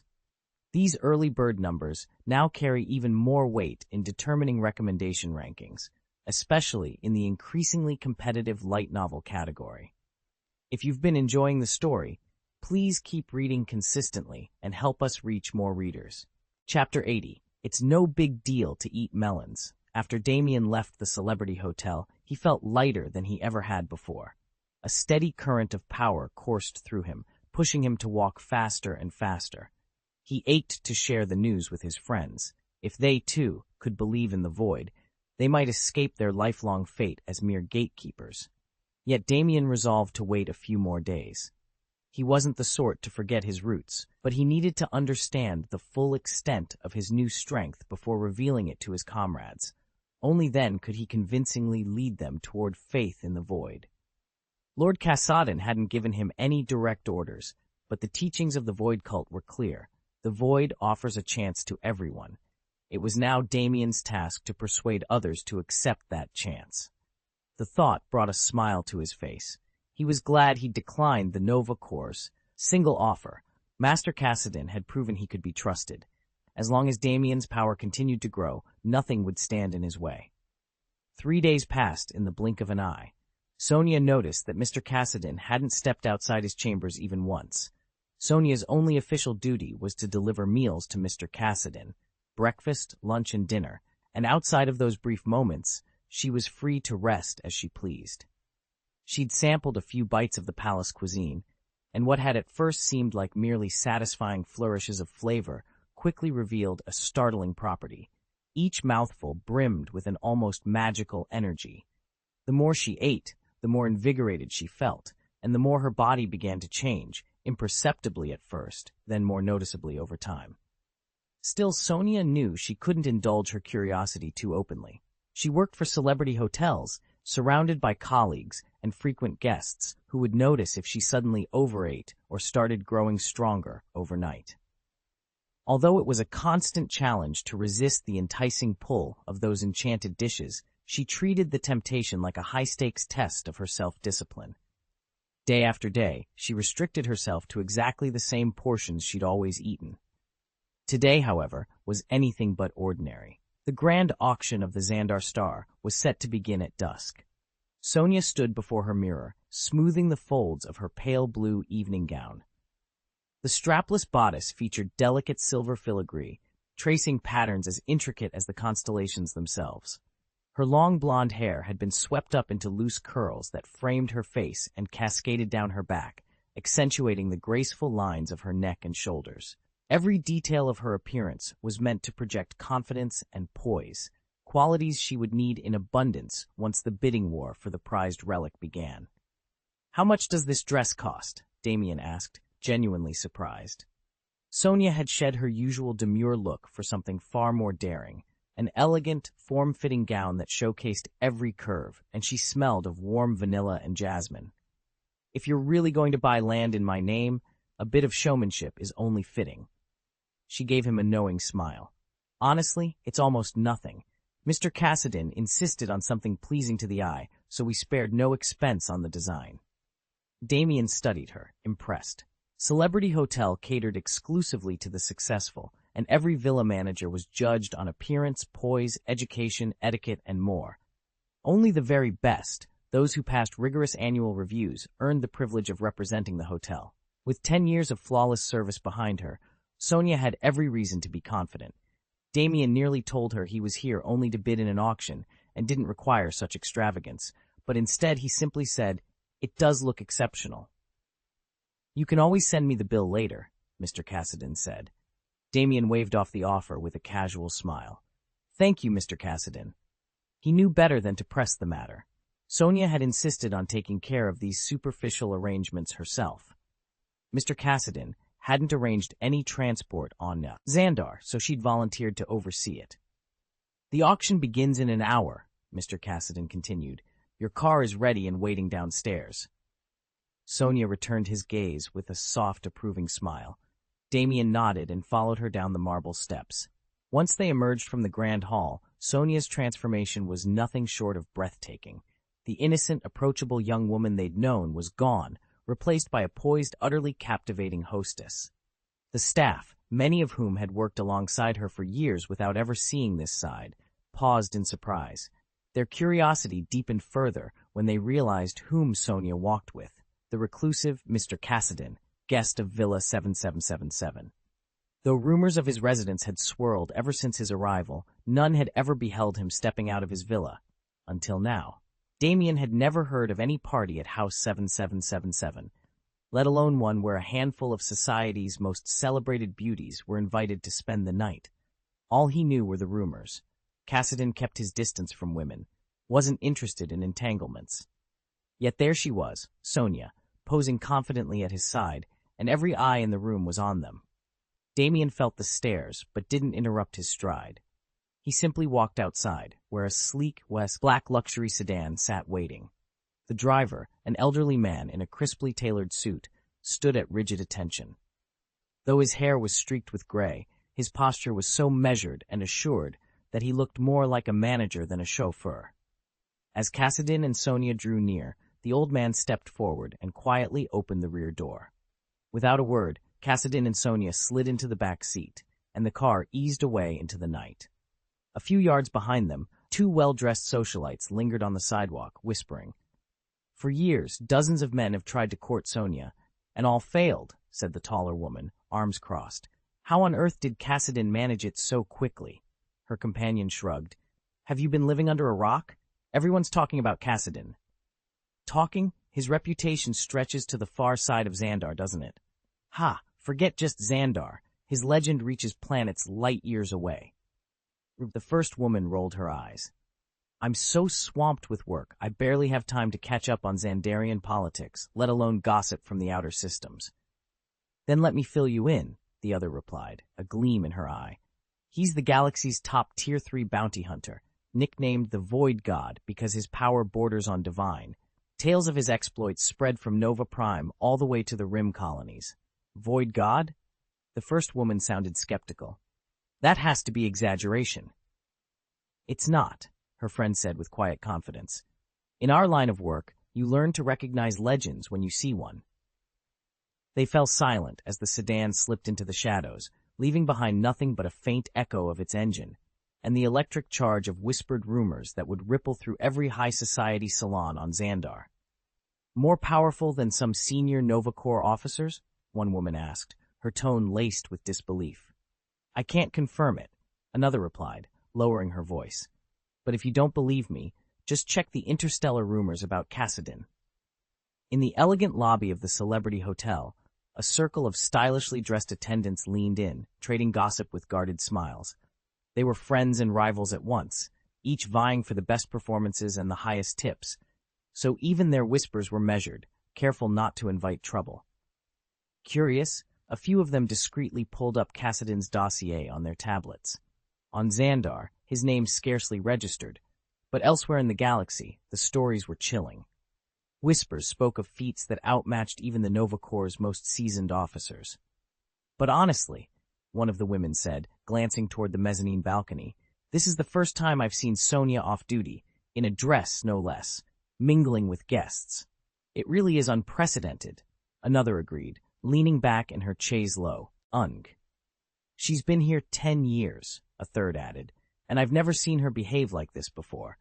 If she stashes away every penny, she'll be free to walk away from her job whenever she likes and retire on her own terms. Do you really think she can avoid getting blindsided at the last minute? I wouldn't be surprised if Sonia ends up losing a fortune. Just wait and see. It's going to be one heck of a show. A tight-knit circle of women murmured among themselves, eyes alight with anticipation. They leaned closer, eager to witness Sonia's next move, and convinced that by the end of it, someone was going to pay dearly. Enjoyed the chapter? Don't forget to vote and follow for updates.